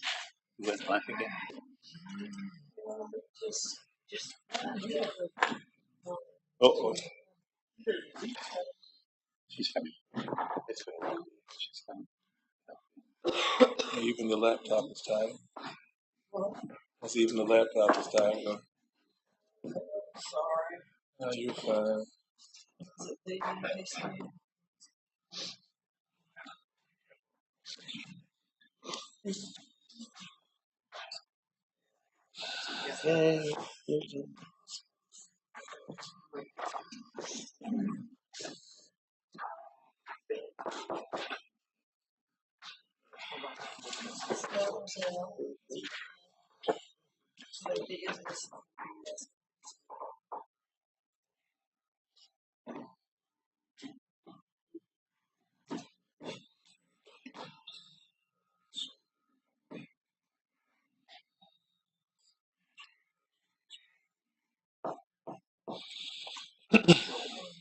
You're fine. You're fine. That's all. Motion carries. Item 10, presentations. Item number 21, Newso presentation. Mr. Latson and Ms. Liddy. Mr. Chairman, may I ask a question with respect to this item? Yes. You may, sir. Okay, thank you. My understanding is when we last took an action on Newso, this board continued it, and I don't remember for how many days. Is that coming back to us for a vote, or is this merely just an update to let us know where you are in responding to concerns raised by Mr. McCorkle, Mr. Carey, and Mr. Palumbo? Mr. Hernandez, I think both are correct. When we met, well, when we presented to you last, the board's action was to continue it for 30 days so that we could respond to the questions that were brought up both by the commission as well as by the members of the public who were here to speak during the public hearing. So we're going to do that today is our intent.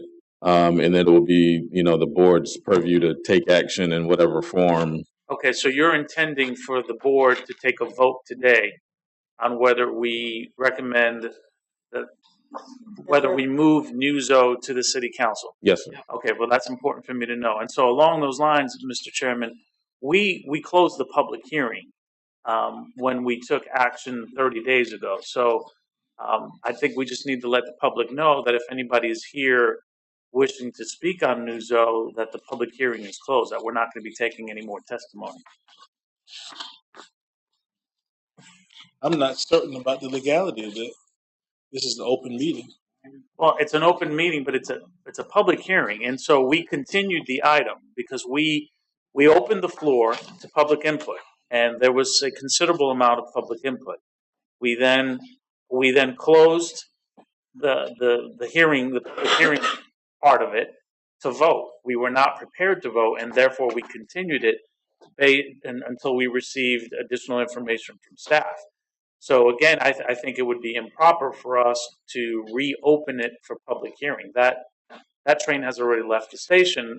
Another public hearing opportunity will be provided when it goes before City Council. 3 times, exactly. Now, my question is, how was our meeting advertised? It's listed on here as a presentation and not as a vote. That was done the same way last time, and I mean, I had a concern about that, but I mean, I'm concerned that it's listed as a presentation. You've listed several concerns upon which I would prefer to get a legal opinion. Well, only actually retired. And we do have someone in the audience that might be able to talk to. You know what, Mr. Chairman? He's on the clock. 1 second, we're going to get the opinion on the phone. Thank you, Mr. Smith. We stand adjourned for 5 minutes.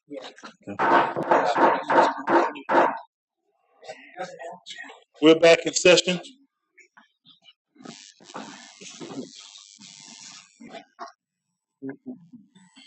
Item 10 is listed as a presentation. which is 21 Newso presentation by Mr. Lotson and Bridget Liddy. It has come to the board's attention that we have listed as a presentation, and I would like to have as much public comment as possible on this matter because it does affect our citizenry beyond just neighborhoods. It affects businesses as well. And because of that, as it is listed as a presentation, I would like to have more public input because at this point, your input would be optional. Therefore, the chair will entertain a motion to continue this matter. So the motion to continue to the next regular meeting with, obviously the chair has the option to, hear public comments or whatever you choose to. So We have a motion. that's a business item for consideration. That way it's clear, this just is not. I totally agree with that. We have a motion to continue on the table to the next business, to our next business meeting. It has been properly moved and seconded by Mr. Coles. Any discussion, commissioners? Second. Yes, it has been seconded. Any unreadiness? I will take a vote on the matter. We are ready for the vote.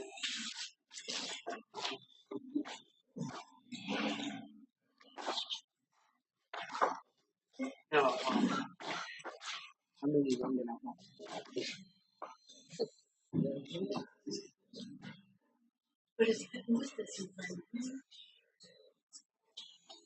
Yes.